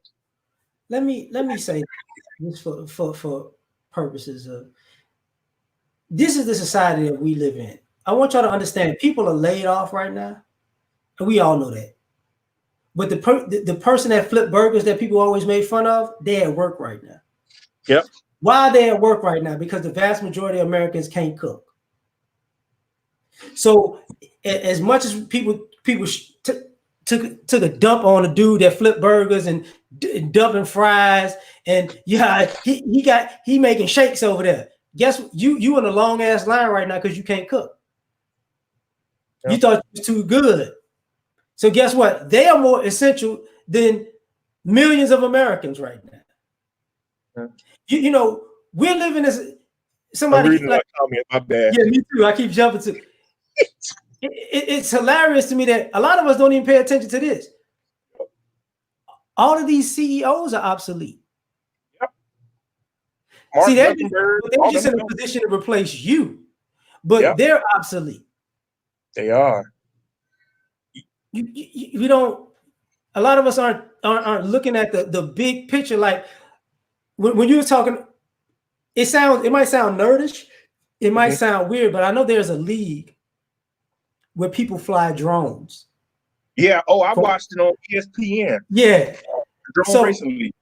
I hope people don't think about if they flying these drones like this. That's gonna wind up being a business to fly goods and services at some point. Yep. Them drone, they're gonna start using those drones for something else. Because think about it, this whole thing stems around the term social distancing. Now we're gonna figure out how to make money and still socially distanced from you. Yep. This is part of the whole thing. This exacerbates the situation with when you're talking about the kiosk at the fast food joint. There's a kiosk when you go to pay your cell phone bill. There's a kiosk when you go to pay your cable or internet. Yeah. You know, the only thing that's keeping a lot of people hired right now, and I hate to say this, but this is the beauty of the reason why they have things that we consider essential is because human beings make mistakes constantly. Mm-hmm. If we were a more efficient group of individuals, we would need a lot of shit, but we fuck shit up all the time. Mm-hmm. So the reason why, you know why the cops there? Because it's a lot of people fucking up. Yep. you know why the fast food people there? Because y'all fuck up food. Yep. You know why the truck drivers are there? Because y'all went on a binge and y'all wanted to buy all the toilet paper and y'all buying shit that you don't need. So the trucks got to go double time, triple time, just to pick shit up. Amen. You know why? Your postal workers, UPS, DHL, FedEx, Amazon working overtime? Because you ordering shit online because you don't want to be, I don't want to be in public. So let me order this and order that. Let me send this to this family member and that family. This is all how it's going. Yeah. And I see it going. That's funny, man. That's funny. The thing about man, I read with some of these cats at Home Depot, man, said they getting triple overtime. Home Depot, UPS, FedEx, them cats said, man, they can't even sit at home. I ain't lying. If I ain't have a job right now, I sure would take my ass to McDonald's and flip burgers because I ain't got to deal with nobody. I would sure put one of them Amazon Prime things on the top of my car and drive the shit out of them packages to get that damn money. Speaking of that, you remember when you was talking about Katrina? Yeah. When Katrina hit, after all that happened, because I was born in New Orleans, my family's from there, so I took in some of my family after that. But they was paying $20 an hour at McDonald's and Popeyes. because they needed people to work that bad because they needed that much. So people don't, when these societies flip like this, the things that you made fun of, the things that we consider essential, those necessities become a higher premium. Those people got to work harder and longer. Yep. Like I seriously feel bad for the doctors and nurses right now. I do too. Because and I know this is on my channel, so I can say this because you motherfuckers want to do the most now that you in the house. So they working triple overtime because you can't sit your fucking ass in the house. It ain't gonna happen to me. I ain't gonna get sick. You know what I'm finna do? I'm finna go play in the mud with all these people. Then your ass sick. And now it's another stupid motherfucker in the hospital. They can't be at home with their family. This the shit that we doing. You sick coughing. I'm gonna go to the grocery store. It ain't stopping me. Now you coughing on people. They sick. They don't know where the fucking shit came from. Now they back at the hospital. Because of you. You were sitting at home anyway playing with Madden 20. Why you want to do that now? You notice, and this is what kills me about this. Everybody who all you about to make me go off, dog. Let's go for it. What's funny to me about this shit is you motherfuckers didn't want to go outside prior to this. Mm-hmm. Y'all was all in the house. Y'all was watching TV, Netflix, PlayStation, Xbox. You didn't want to be around your kids. You didn't want to be around your husband or your wife.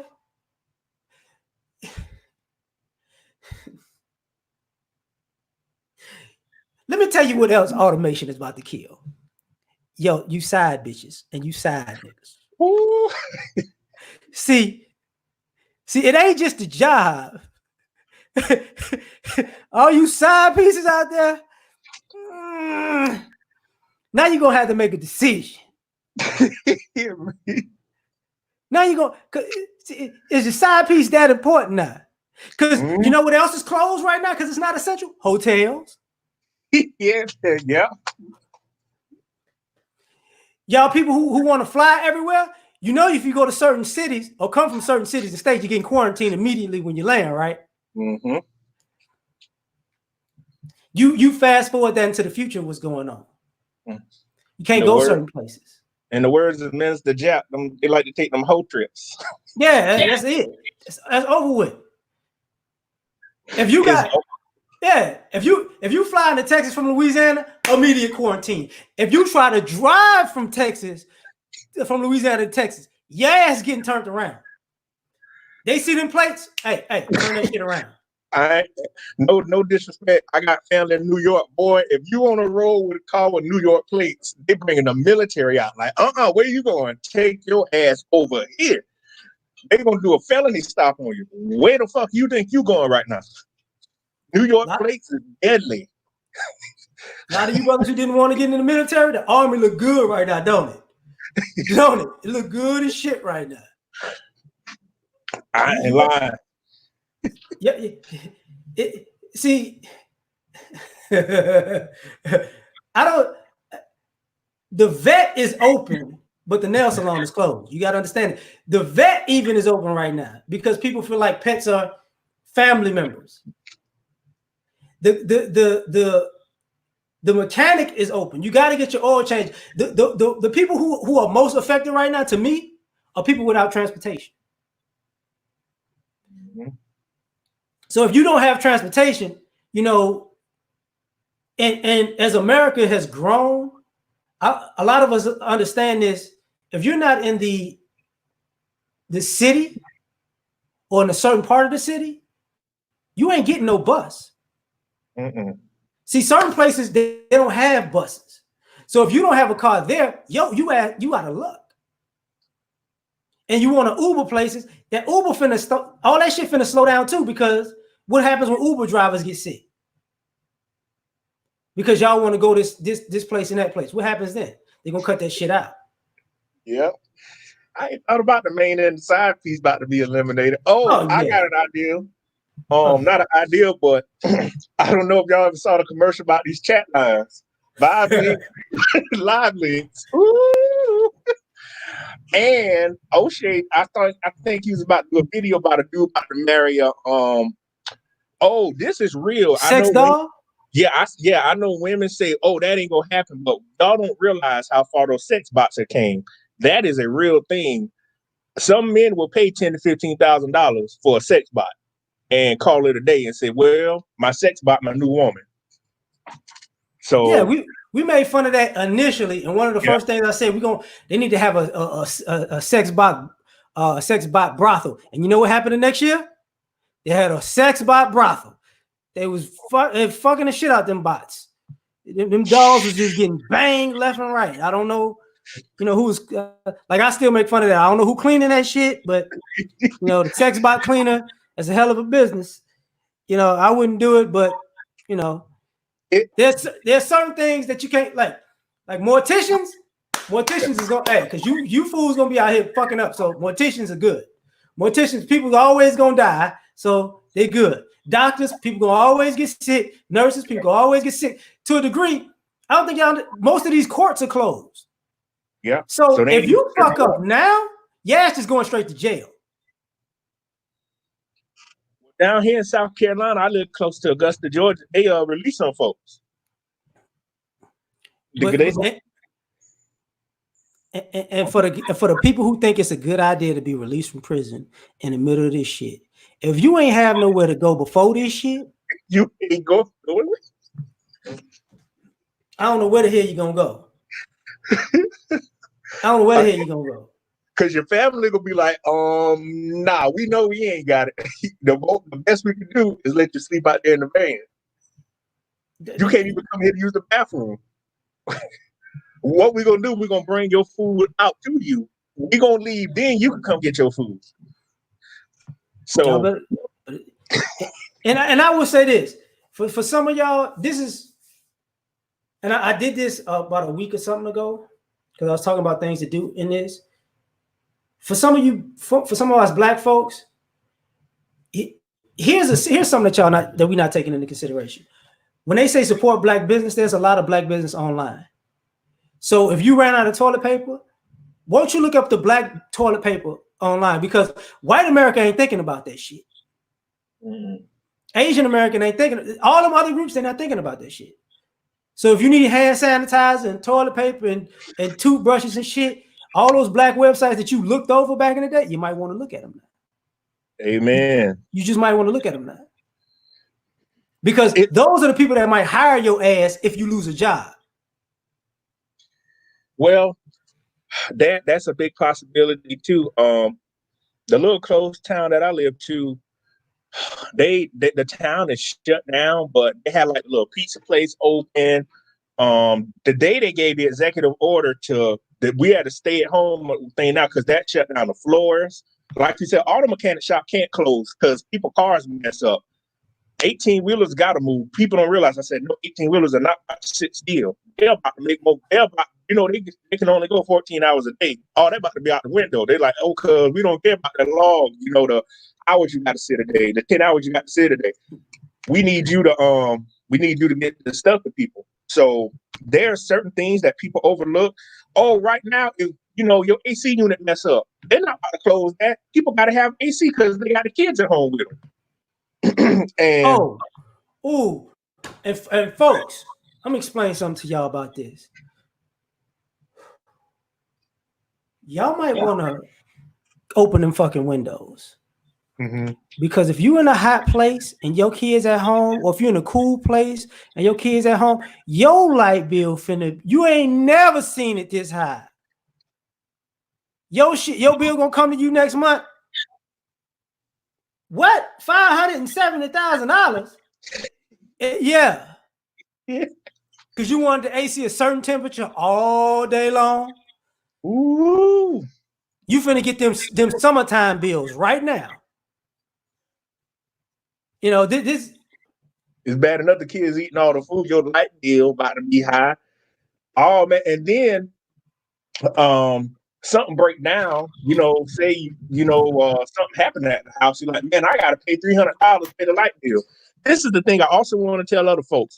These companies say they're gonna work with you on these payments. If you they gonna take the what people need to realize. If your car payment through the credit union, they say, well, we're gonna work with you on the 4 payments. What you don't realize, they're gonna move the 4 payments to the back of the loan, people. They're in business to make money. Your light bill, it gonna draw interest. These places will not take a loss. Don't sit here and don't pay your bills if you got the money. If you got the money, please pay your bills. As a matter of fact, if you don't have the money, take that damn stimulus check and pay your bills immediately you get it. Because it's about to get real. Because some folks, I can see it coming when the coronavirus over. All the smart-minded thinking people were sitting at home and said, man, I sat at home for 90 days. My company paid me. I got a business idea how to make $1 million. Then it's gonna be the broke folks. Like, you sat at home for 90 days. All you did was fucking make babies. Now my tax dollars gotta come take care of kids that you weren't taking care of the first kids of.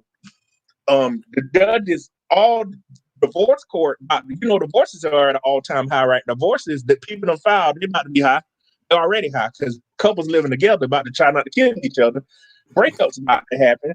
All types of stuff about to happen. And people are not looking at all that. We just sitting around like, oh, ain't nothing going on. I said, people going through hell in their house right now. And y'all don't know what's going on. Huh? They're not bullshitting out here. They're like a lot of. Here's one of the positive things I can say. Some people are not gonna take into consideration. What you're gonna wind up having going on right now is some people just. I hope y'all get this. Is people, if you work as a unit, you're gonna realize how you both can work together and actually save each other money. Mm-hmm. Because if you learn to work together as a unit, you're gonna learn that all of this shit that's going on, you can get past it. Because now that you at home and your kids at home, you saving gas, but you need to save money while you saving gas. Mm-hmm. You know, now that you at home and your kids at home, what you need to do is, how can I put this? You need to set up your life. Yeah. Take this time to set up your life in the most economic way you can, because this might be your life for a while.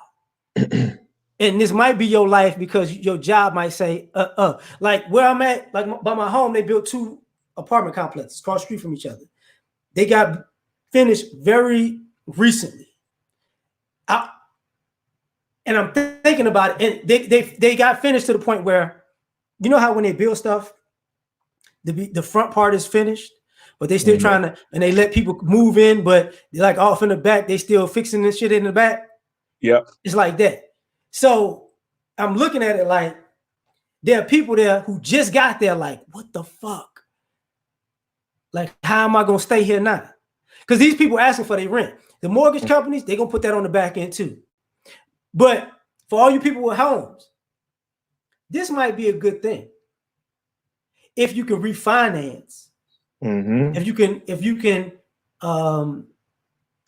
you're in a position that you can qualify for the refinance at the lower rate.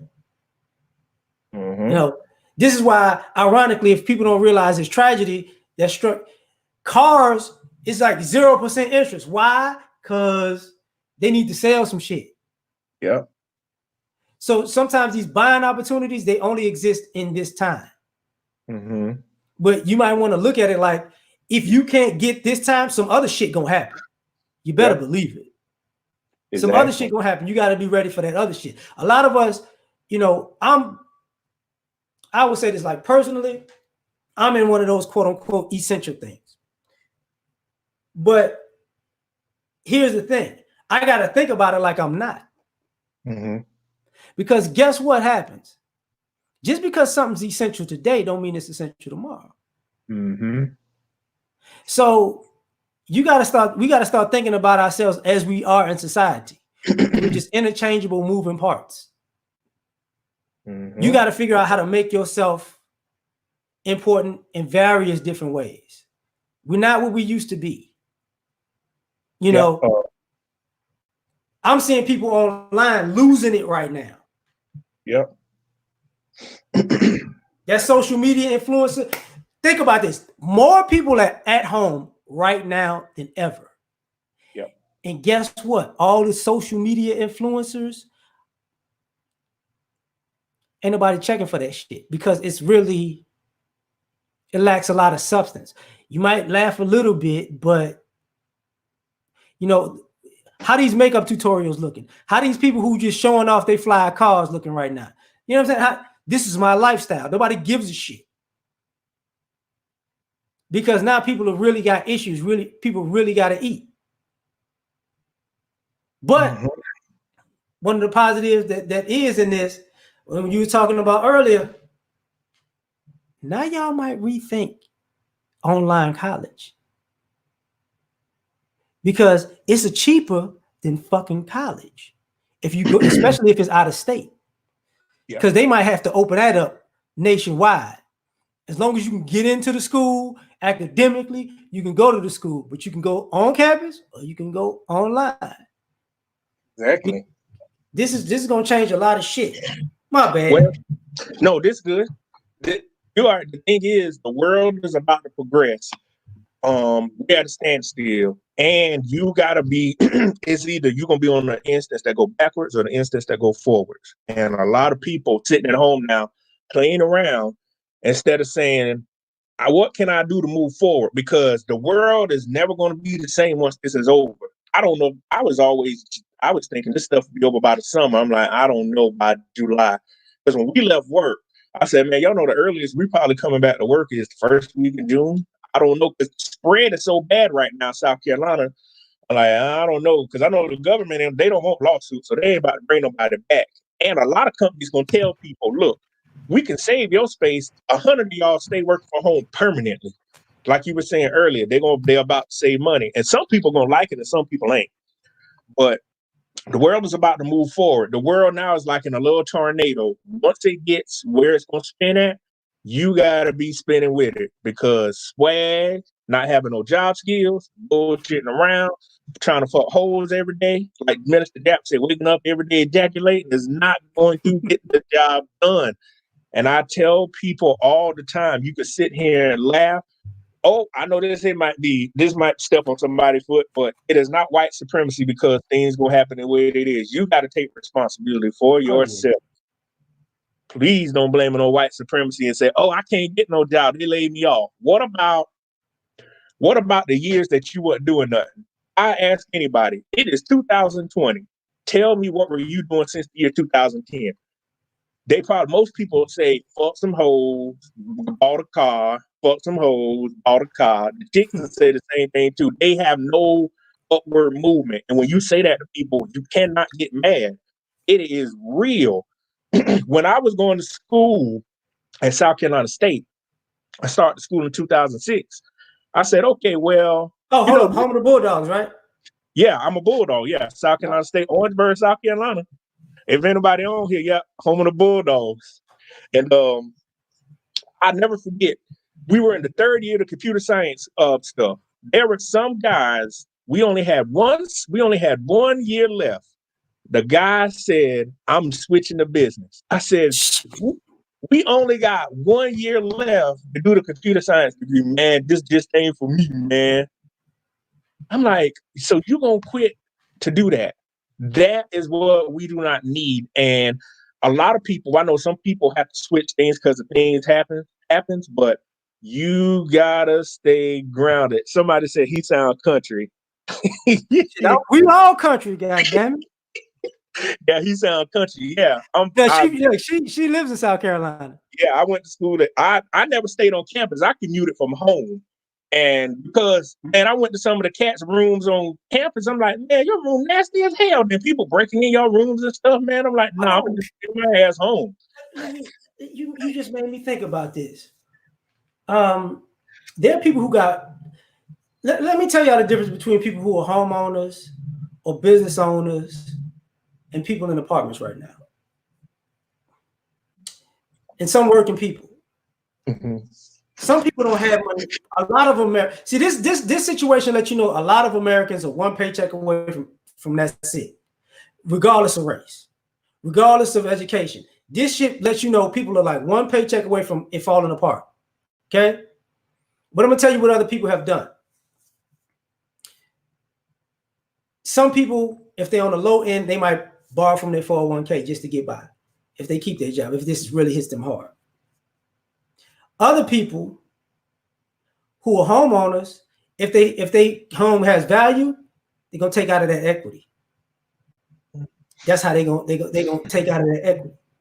Go figure that out. Bam, bam, bam. You know, here's the people who are business people who got money saved up. They just chilling because they got money saved up. Yep. But see, there's multiple ways that people have saved money, and some people don't realize. You know, why you thinking some people are living check to check or living off of cash. Some people living off cash. Some people living off credit. Some people are using all of their financial resources to. We good. We good. I saw a video recently, 50 Cent, when he was with his woman, and he was playing with Michael Blackson, and he pulled out he's like, "You need some money?" He had a whole bag of money. People don't realize this about a lot of millionaires. A lot of millionaires have hundreds of thousands or to $1 million in their home. Why do you think they have that cash on hand? Just in case. Just in case. They have shit right there. You know why? Because I could pay you. And they don't have, and they have it for a specific reason. If shit hit the fan, how much money do I need to get by for this amount of time? That's what they do. And we got to start thinking like that, because a lot of people will not be employed. This is going to be the time to learn how to stretch a dollar. If you forgot how to do that, you better learn that. Yep. Yeah, but I totally agree. And a lot of us don't know how to for instance, when I went to South Carolina State, this how you know the refund checks came out. This was I went from 2006 to 2010. Anybody over here, you know, on HBCU campus. So I already know where it's going. So you know, everybody need their money. You know, they're gonna hold the money and make sure, hey, cuz you got to come back and get your money in September. So cats will appear in class 3 times. Because I'm doing a roll or whatnot. So we standing on campus. Lo and behold, a primed out box Chevy turned the corner with mismatched doors with loaders on it. I said, Tyrell must be got his refund check. I said, oh man. I said, here we go. So down at South Carolina State, before they were making direct deposit, you used to have to go to Oliver Dollison's football stadium. Everybody missing class to get their refund check. I'll never forget. Everybody got the refund check. See, Bank of America system authorized their paycheck, the check. All of us, my brother even was with me one time. I said, man, let's go cash our checks.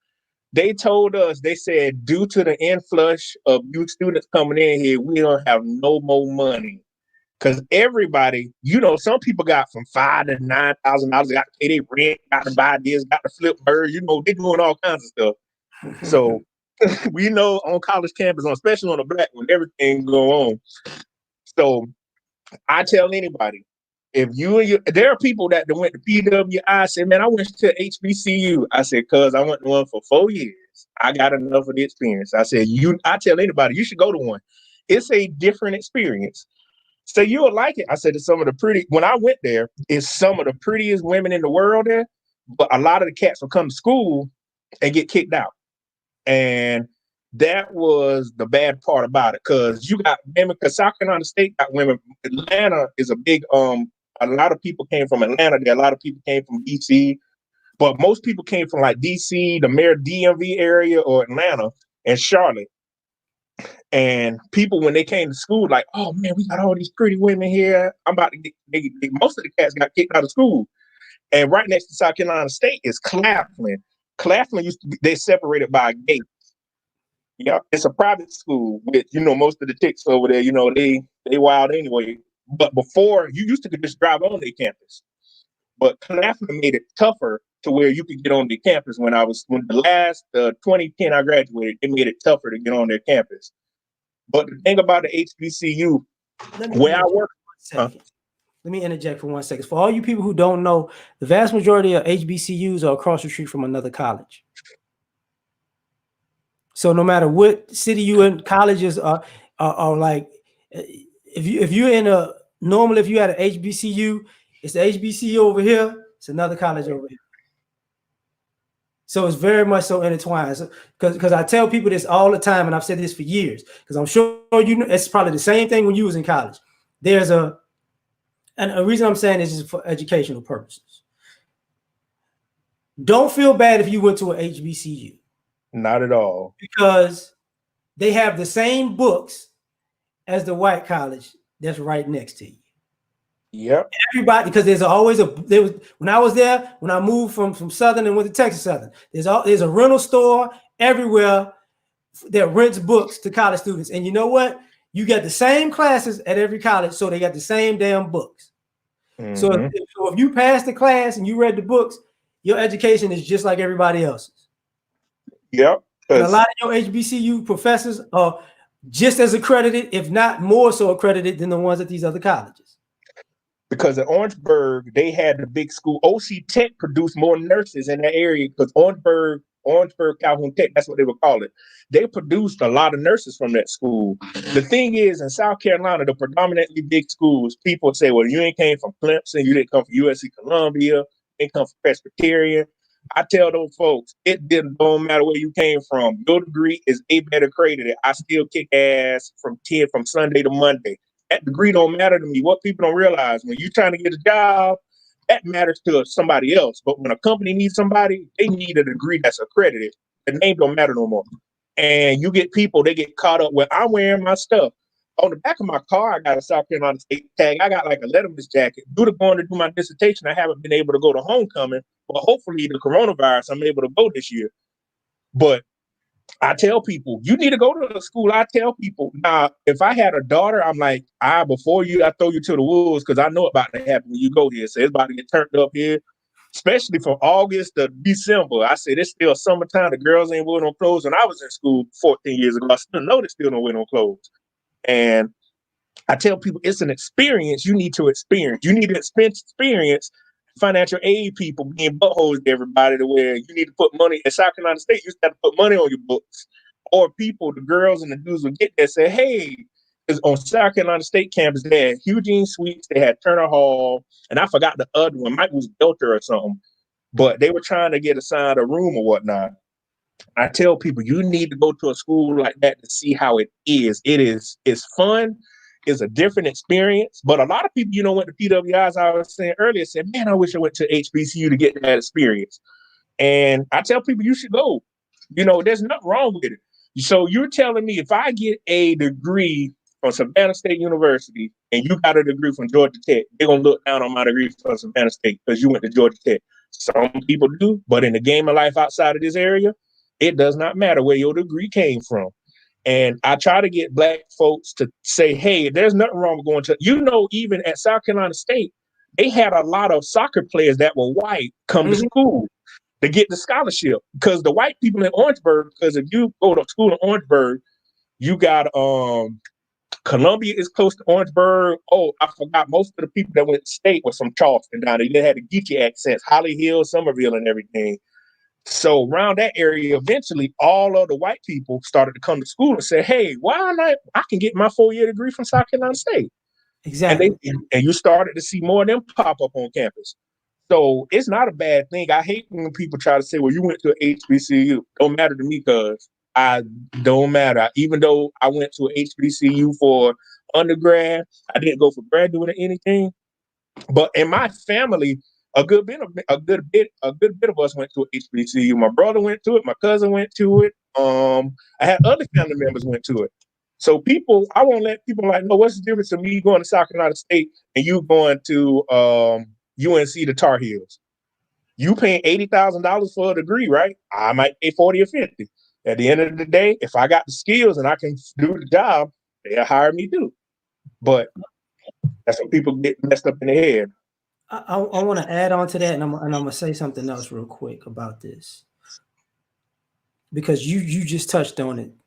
When I was finishing school, there were white kids going to Texas Southern, And one of them told me one day, they was like, well, truth be told, my parents was like, it's a degree for one, and for two, it's cheaper than going to a predominantly white school. So you're getting the same education because even white parents at the time knew, why would I send you here for this amount of money when you get the same education here for this amount of money? I was at the gym before the gyms closed, and they freaked me out because this white cat was wearing a Mississippi Valley State shirt. And I looked over, I was like, nah, because if anybody doesn't understand, MVSU there's no other school that has that acronym. So when I saw it, and my cousin went to Mississippi Valley State, so I know that shit well. I got a Mississippi Valley State jacket in the closet. And he was like, I wouldn't play baseball. Yeah. And this is why I'm, part of the reason why I'm saying what I'm saying, and I'm guessing part of the reason you're saying what you're saying on this part is, y'all do realize even in this coming time, your HBCU education is just as important as anybody else's. You know, a lot of times, a lot of the black doctors and lawyers, sometimes engineers, you might see where they got a master's or a PhD at, but they probably started at a HBCU. That's just how it goes. So a lot of these occupations that in the coming future, a lot of these people started at HBCUs. You know, like when somebody says about nurses, exactly. A lot of black nurses, they have their own nursing fucking schools now. We got to take this stuff into consideration. The reason I was saying that is because the other thing was about when we was talking about the jobs, and I'm doing it again. I was getting on my phone for a reason. If y'all can't see this is the We Buy Black website. Toilet paper, bamboo toilet paper. You know what? This shit ain't sold out. See what I'm saying? Shit, you don't want to. If you need it, your people are selling it. It says 347 items available. That's what we're talking about here. Because you're gonna have to understand that automation is gonna hit in ways that's gonna affect you from this point on, because the society don't give a fuck about you. And we black, so it really don't give a fuck about us. Not at all. Oh, it's so double. Let's be real with it. Yeah, I like being real about it. Say, yeah, because what's the difference? Because think about it, FAMU has a historically known pharmacy program. Xavier produces doctors. What's the difference of me getting my medical degree from Xavier and John Hopkins? I'm still a medical doctor. That's what people don't look at. Me going to Emory, me going to let's say I go to Bethune-Cookman down there. Let's say I go to Howard. Howard, you had James Clyburn for South Carolina, graduate from South Carolina State. The lady, what was her name? She even went to Howard. I think she did an undergrad there. The lady that was gonna run for president, she went back there to announce I'm running for president. Kamala Harris. Yeah. So there are a lot of people that say, well, you'll meet people that say, I don't want to sell for no HBCU. I'm like, look, I got a big South Carolina State Letterman's jacket. They ain't cold enough to wear it, but I wear it. And I noticed if I went through the airport in Atlanta and wore the jacket, you get a lot of people coming up to you because a lot of alumni live in Atlanta, Georgia. People have to realize if you're able to get the same skill set at an HBCU, because what's about to happen, the world, for instance, close to Orangeburg, South Carolina State, some black kid will say, I don't want to go to South Carolina State to get my engineering degree, man. I'm gonna go to Clemson. So hold up, you got a free ride to South Carolina State, but you're gonna go to Clemson just because it's a more prestigious school when both of the degrees are accredited. And that's bullshit. Because depending on the HBCU you're talking about, depending on that's like if you went to Prairie View, their engineering is off the chain. So when y'all see A&T and A&M, you got to realize what that shit is about. Agriculture and mechanical, agriculture and technology. That's what all that shit is about. Yeah. And to drive this home for y'all, when you brought up FAMU, what's across the street from FAMU? It's in Tallahassee. Florida State, right across from it. Florida State, right across the street. So guess FAMU and Florida State got the same fucking books. Oh, FAMU got a prestigious lawyer. They produce a lot of lawyers too. And Florida State do the same thing too. Same fucking books. Don't get it twisted. And that's what you try to get people to realize that, because in the world we're about to live in, and you can get that same education for free or $100,000 cheaper, you need to go to it. Because right now, like you were saying earlier, nobody's caring about where a degree is from. I tell anybody listening to the stream, go on Indeed.com and put online jobs or remote work. Look at all the jobs come up. And do they require your degree to be from some prestigious university? Not at all. Well, say I wanted to be a lawyer. Well, your degree is from Stanford, mine from FAMU. We both took the test to become lawyers. So what's the difference? You can be a Supreme Court justice. I could be a Supreme Court justice. What's the difference? And people don't realize that. So people got to get that stigma out. Oh, since we're on education, people got to get the stigma out. Going to a tech school is bad. A tech school, I started out going to a tech school. There's nothing wrong with going to a technical school. Because I was trying to find myself. I went to a tech school and I said, oh man, I don't know what I want. At 18 years old, you really don't know what you want to do with your life. There's nothing wrong with going to a tech school. Some people go to tech schools and they make very good livings from a tech school for a 2-year degree. I think the economy can be brought back if we push blue collar and tech school jobs back. Not tech school, push tech schools and blue collar jobs. That will really bring the economy back. Because we're thinking everybody can go sit in a classroom and get a 4-year degree. No, everybody can't do that. Here's the irony about this stuff. Because I'm gonna tell you something. Like, I get what the brother's saying right now. People argue, the resources. And people do work against. I'm not gonna sit here and lie and say people do behind the scenes sometimes work against you if you went to an HBCU because they just don't want somebody from that area in their field because it makes them look bad. But here's the one thing that they don't say to people. Just if you went to Stanford and I went to Southern, I got something that you don't got. What is that? My student loans is way smaller than yours. Mm-hmm. So it really doesn't matter, if I got the same intelligence you got, but you probably owe $100,000 and I probably owe 25. So part of this is also about where you're living at, because I live in Texas. Texas, the cost of living here ain't California or New York. Mm-hmm. Same thing with you in South Carolina. People got to take into consideration where you're at, what it costs to live there, and the occupation you going in. Because you could work for NASA and be in Alabama. Yep. And because NASA's here, Florida, Alabama, and where else? California. I want to say. I believe. I guarantee you, the people in Alabama live a whole lot better than the people in California. Yep.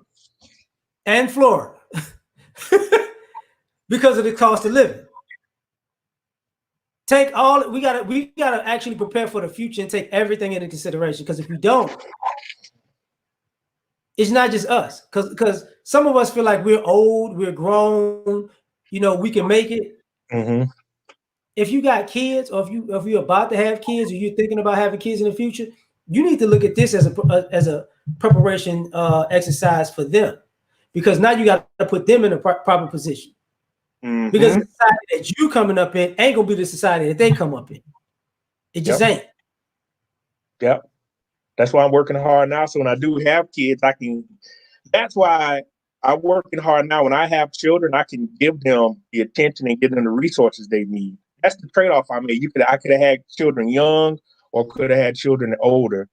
And it's a trade-off. I mean, you don't know which one to work best, but I say, I want to be able to say if the kids got to go and my child has to go on a vacation, not a vacation, a trip, I can afford it. I can go with them. I can take off from work because I don't want anything to come from jeopardize me having a relationship with my children, however many I have. That's a big thing. And this leads to another thing of having the men need to be, having men. I'm a man. I told my fiance, we married, we have children. I will always be in my children's life, even if we get divorced. I said, I'm going to be in my children's life. I need to be the male example they see of how things go. And that's why I'm strong on working now. So I'm able to do that. And I think with this coronavirus, I don't know if you were on a video with O'Shea, but they said, does the coronavirus, you guys are saying, or he was saying, does the coronavirus do women now see the need for men with the coronavirus? And Right. I think you were on the video, right? Yeah, we talked about that. Yeah, y'all were talking about that. And we see now we need men with the coronavirus because it is imperative. I would say it in front of a group of 1 million people, you have to have men in the household. I don't care what it is. Men have to be around. This coronavirus is showing you need men. Men can protect the house right now. What you were talking about guns. If you hear noise outside and you know everybody at a stay-at-home work order, what the first thing you gonna do? Grab your gun and say, "Hey, y'all kids right here, your wife, be quiet. I'm gonna see what's going on." If you by yourself, how you gonna do that? Men are. Huh? No, keep going. I'm gonna make one quick move. I'm gonna come right back. I'm gonna show some people something real quick. Okay. You got it. Just give me 30 seconds. Okay. Just talk about that. Yeah, and the biggest thing and with the women, we see the imperative reason to have men in the household. So I'm big on that. And the listeners, everybody's listening to the video. That's a very big thing with me having men in the household. Because with the coronavirus, a lot of people are living alone and single. It's scary. I live in the country. I have guns. Imagine being a female with your children and you hear noise. If your child is 7 years old, they can't hold a gun. They can hold a gun, but you will feel better saying, "Hey, I got the gun. Let's all huddle up in here. Something happened. The door open to shoot." We need we just need men in the household. I know that's a very big conversation. Society doesn't want that now. I preach that to everybody. You have to have men, especially in the Black community.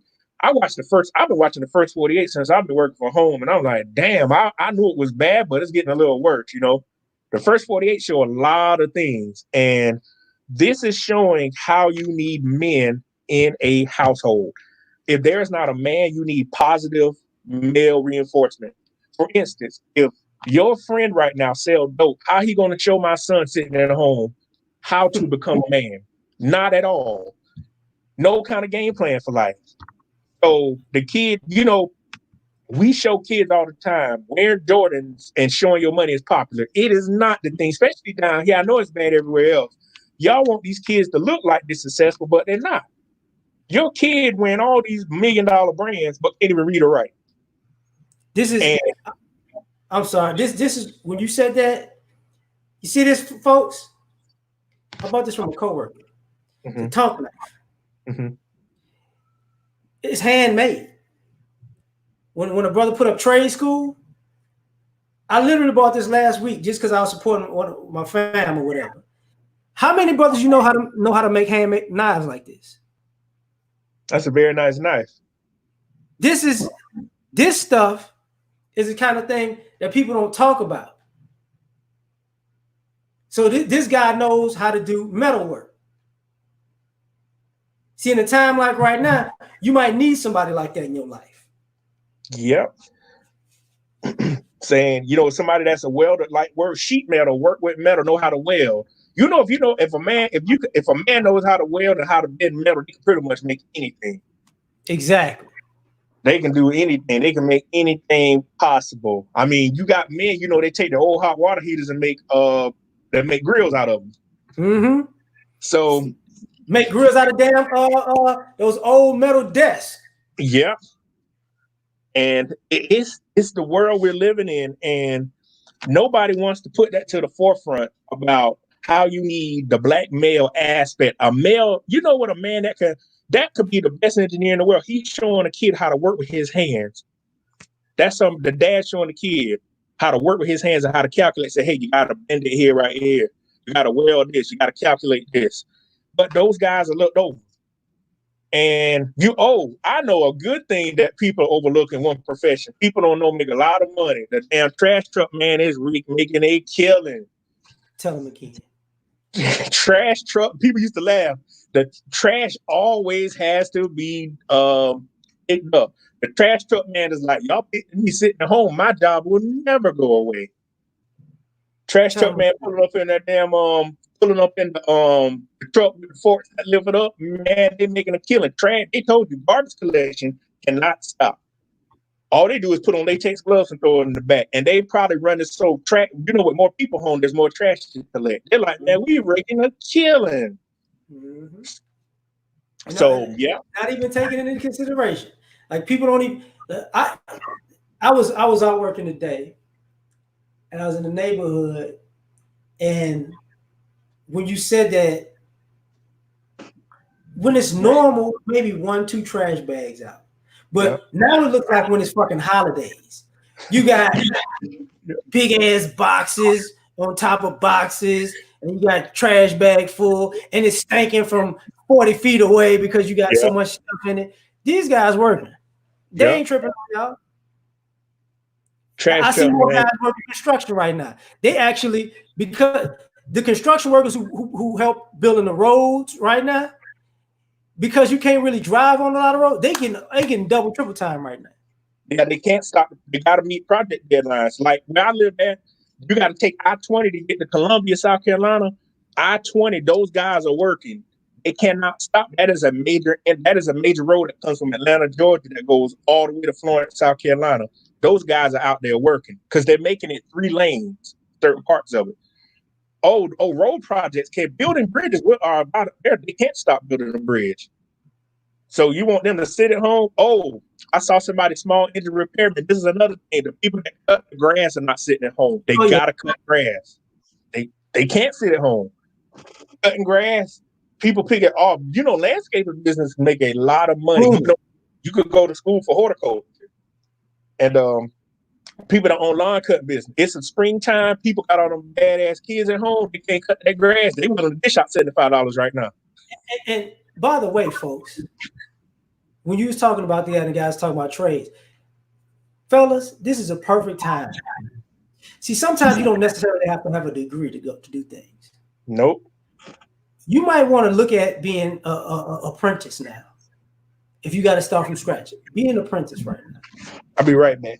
Yeah, be an apprentice. Be the guy who works under the guy who's getting on those poles or doing electric work. This is a perfect time to say, you know what? Because you realizing they're going to work regardless. Be an apprentice. You know, when you look at the people who work under the people who doing the railroads, that got to run. You know, that's got to run material all the time. Amtrak, quote unquote, might be closed, but you know, all of these significant resources, like not just gas, but think about all of this sanitizer that needs to be shipped. Think about things that are made in mass, like vax. You know, hold up. Yeah, CSX. Thank you, Geek Surgeon. You know what I'm saying? You got the hell? Okay.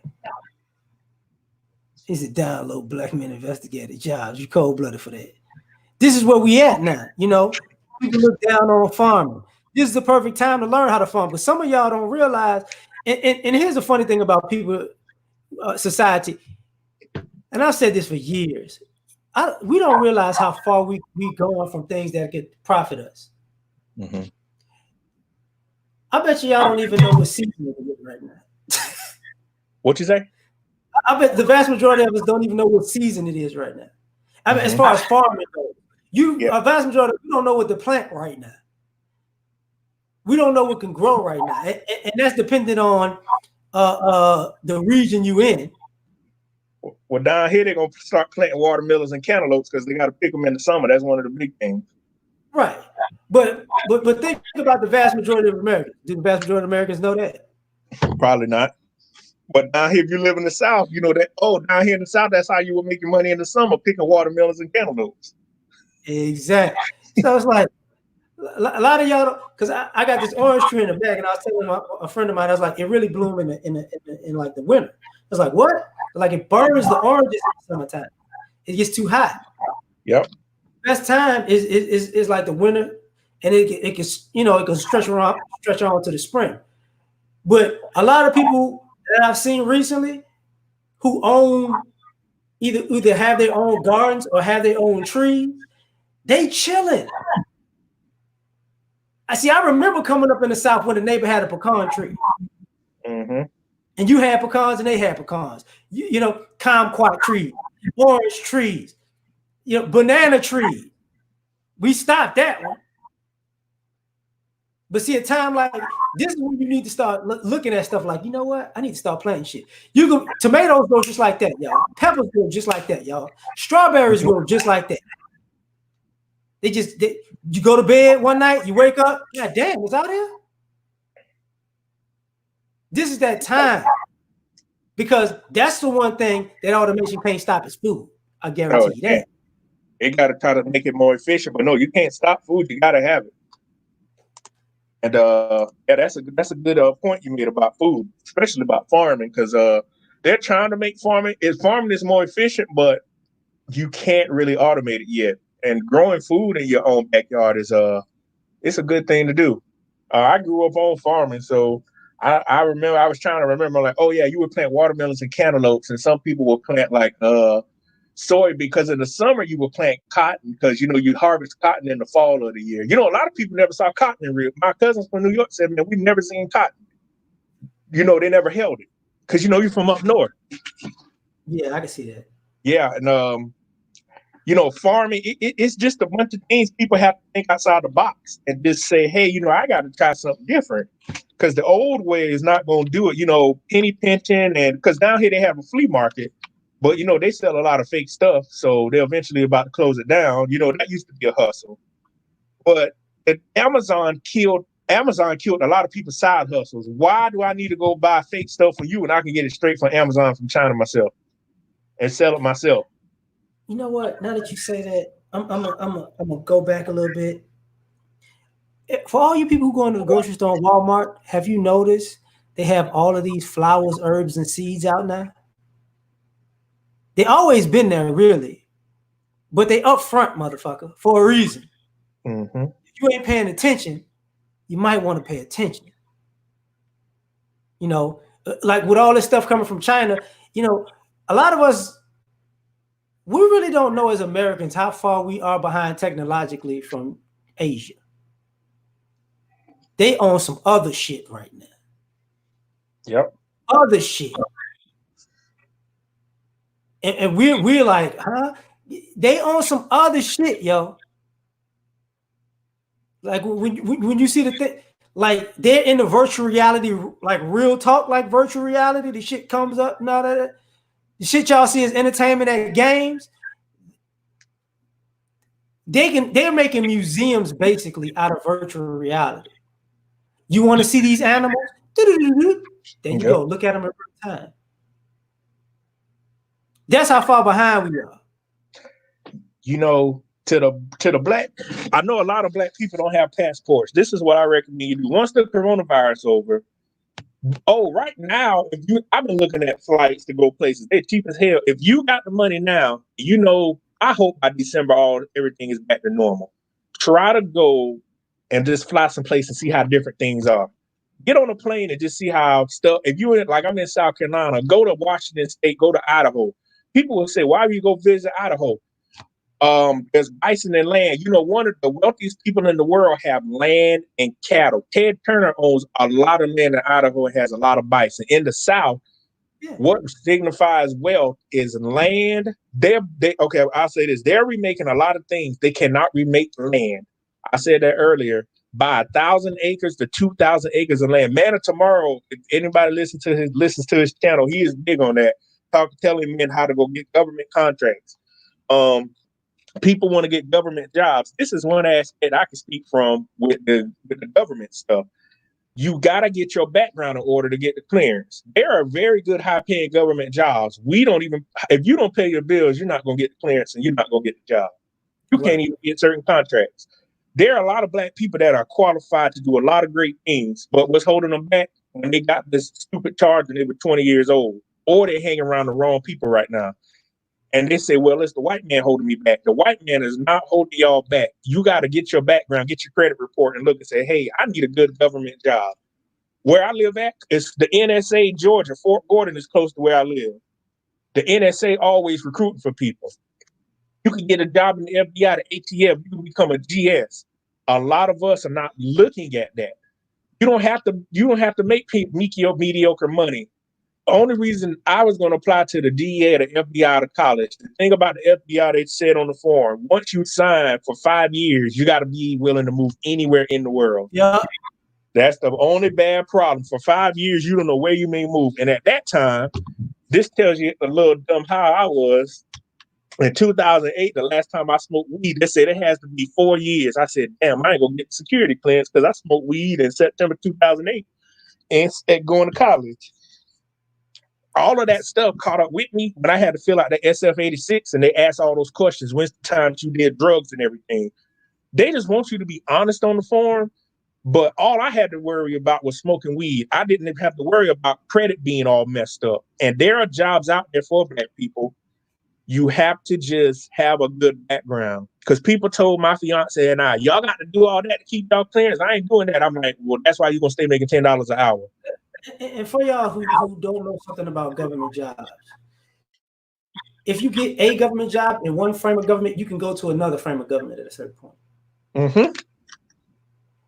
So if you get a federal job, it's just like you get a federal job, you can be in this federal thing, and then you know what? You can fill out an application to be in this completely different federal thing.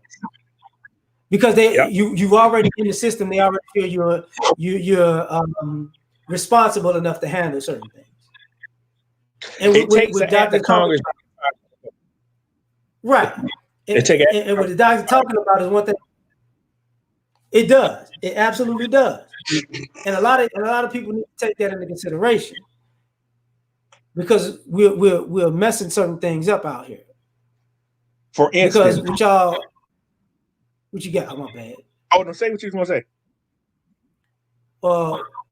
What some of us don't know, like when you was talking about the moving thing, the reason why they do that is because they don't want you immediately working in the same city that you live in, just in case you have an axe to grind with somebody else and you got a position of power.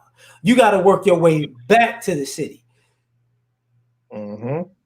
So if you work for the FBI, if you work for the FBI, say you're in New York, your ass ain't gonna work in New York. Your ass gonna work fucking Milwaukee or some shit like that. Work here, and then you can work back to New York after a certain amount of time. Yeah. That was other things I would like to, that's what I told Ochi and everybody else, man. I have experience with a lot of that stuff to talk to young Black men and say, hey, man, you got to get your background straight before you apply for this job.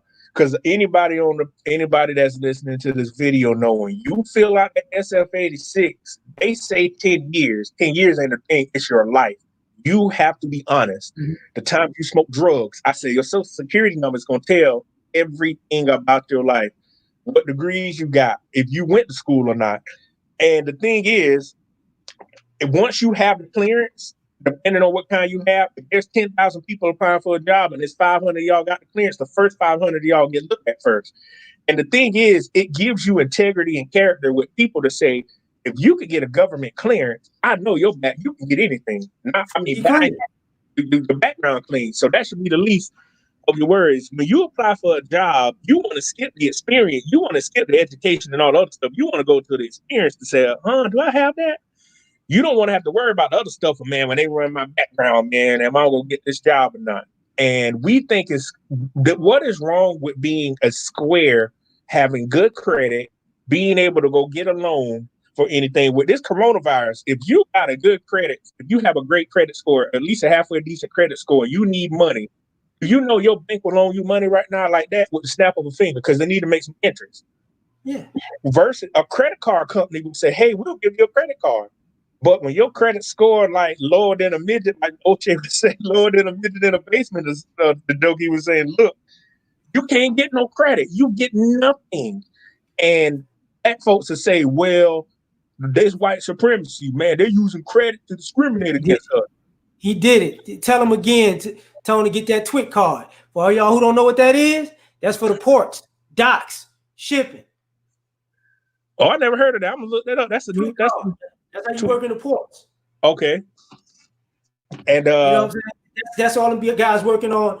You know, tweak. You know how to take truck drivers on land, train workers on the railroad track. Twick is ports and ocean, rivers. You know, shit like that. oh, a good thing you just brought up that a lot of people don't think about make a lot of money. Working on the damn railroad, you will never lose your job. Yeah, I brought like when you walked. I brought that up too because people don't. That's why somebody said CSX. Yeah, railroad man, they will never. The railroad got to go regardless if there's a war outside because the railroad is still one. The railroad is how they transport hazardous chemicals in cars. Down here, you in South Carolina, if you go to Columbia, there's a place I think it's called Wagoneer. You can transport. They bring the cars from Detroit. You can see them up there, so you can ship your car on a rail car anywhere in the world. Not in the world, in the United States. Mm-hmm. And a lot of people, I'm like, a railroad engineer make a lot of money, but you're just away from home. But I've never heard of them saying, hey, man, they laid us off. They can't lead a railroad. They don't lay those guys off. CSX, a Northern Pacific, Norfolk Southern, that's the place. They have to move rail all the time. And yeah, man, there's a lot of things guys don't overlook. Like Tony Davis saying weight certifications. People will get the guys will say, man, I ain't about to go through all that to get that. And this man is telling you everything you get and say, man, look, without a high school diploma, man, if you can invest 36 months, you can make $120,000. And there are ports all over the world. You won't have to worry about a job. So you guaranteed. But we don't look at stuff like that. We want to shortchange. You can't cheat the game of life, man. And when people say, ain't no black folks giving no damn help right now, this man, Tony Davis, is sitting up here telling you, I never heard of the Twit car, so I'm going to look it up. You ever seen, like, I watch Mark Wahlberg. Mm-hmm. You ever seen the movies? How many, you seen movies with him before? Not many. Okay. Like, it was one where he was in New Orleans. But that working on a ship when he was a thief, when they was robbing somebody like in Cuba, some shit like that. Mm-hmm. But that's for some people who know that movie, they know what I'm talking about. They got on the ship with a twit card. And by the way, I think like certain things, just like for when you're talking about brothers with records and things, if I'm not mistaken, just like you can have a felony and be a truck driver, I think you can have a felony and get a twit card. If I'm not mistaken, you could have been to jail, but clean up and get a twit card. But you got to be clean, goddammit. You know what I'm saying? Yeah. That's a good thing. I'm gonna pass that along to somebody that I know, trying to find a job. Say, hey man, get you a twit card, because where I live, they got the port close. The closest port where I live is Savannah, Georgia. Yeah. Yep, they got the port close to there, and you know what? Kind of like working on an oil rig. You don't, if you got a felony, it don't really, they don't really care. Yeah. Oh, the bad thing is now they need people to work jobs. They don't even care about felonies, depending on what it is. They're like, man, we don't care about that right now. We need bodies to get work done. We don't care about that right now. The red tape is gone. Do you know you can get into a profession now that you usually couldn't get into because of the coronavirus, and be like, when all this over, they'll be like, we don't care about that. You work. That's all that matters. And you can use that as actual, experience if you when that ends. Like, I did do this before. Yeah. Like the guy saying, now rape and murder, that's different. But you got a felony for something crazy, something stupid. Like Tony Davis saying, now rape or murder, a whole different thing. Yeah. But like depending on, you got a felony for like larceny, stealing, it's stuff like that. I'm assuming it's things like that. But I would say this: theft is one of those felonies that's a touchy, because some people won't hire you with theft. Okay. Like theft, they depending on who you're talking to, they might be like, because they're gonna think you're gonna steal from us. Okay. You know what I'm saying? Assault and shit like that, drug charges, they're not really giving a fuck about that. Yeah. I don't know sometimes I don't even know why they take people to jail for simple possession. Down in South Carolina, they sometimes write people a ticket, which to me is stupid. They not even take somebody to jail. Like, man, this is stupid. It's not even worth the paperwork. They take people to jail. for simple possession of marijuana. Marijuana and there's other stupid ass charges they come up with. But the world is out there for black men. You just got to get your background clean. And if you need help, just ask somebody. Because I don't mind sharing my story and giving men advice, saying, hey man, there's some stuff that's out there, but you can't knock what people are telling you. If you're in a fucked up situation, you can't say, hey, cuz you don't know what you're talking about, man. Right. You can't live, what is it? You can't, don't look a gift horse in the mouth, whatever that saying is. That's it. Yeah. And I'm like, let people help you. But there's blue collar jobs going on. Truck drivers now, man, can make a killing. You're making a killing. Shit. If you're an owner operator, you got like 2 or 3 trucks. Oh, this is something I didn't know till my homeboy drove trucks. He told me people that drive the flatbeds, man, make a killing. Yeah. Yeah, he said the flatbeds, man, they make a killing, the truck drivers. Absolutely. Like, look, man, for some of y'all who don't pay notice some of this, if you can't afford, like, you can use a dually. Mm-hmm. You know what I'm saying? You can use a dually and haul. The irony of that is, it depends on what you hauling though, but a lot of people you can work in the city. Because I know people out here in Texas do that. They work in the city, and you can haul shit in the city with a dually. Sometimes from state to state, depending on the material you hauling. Appreciate that, Tony. Background clean, like he's stupid, but I'm pretty much done. You got anything else? Because I got to make some calls in a minute. Yeah, I'm done. I'm good, man. I appreciate you taking the time. Man, anytime. Everybody, we probably put out a lot of information. I can't tell you what was at what minute mark, but it's something for everything in here today. Oh, they could put my email address up and email me. Type it in. Type it in. I'm gonna just put it up. Where to put it at? Where put it in the chat. Just put it in the chat, and I'll put it up. Let me type on the other damn computer. All right. Because that, any info when it haven't popped up yet. All right. Hold on. This thing freezing on me or something? He said, hold up. What the heck? You put it in, I'm guessing. Yeah, I put it in, and it's just freezing. It's gonna pop up like 4 or 5 at a time for some odd reason. Because this is what it does from time to time. There we go. Oh no, it's not Yahoo. It's one thing. Hold up. Okay. So you can put another one? Yeah, it's not supposed to be with that many O's. And I'm gonna put I got a LinkedIn account too, so some of the people from Oche show reached out to me. There we go.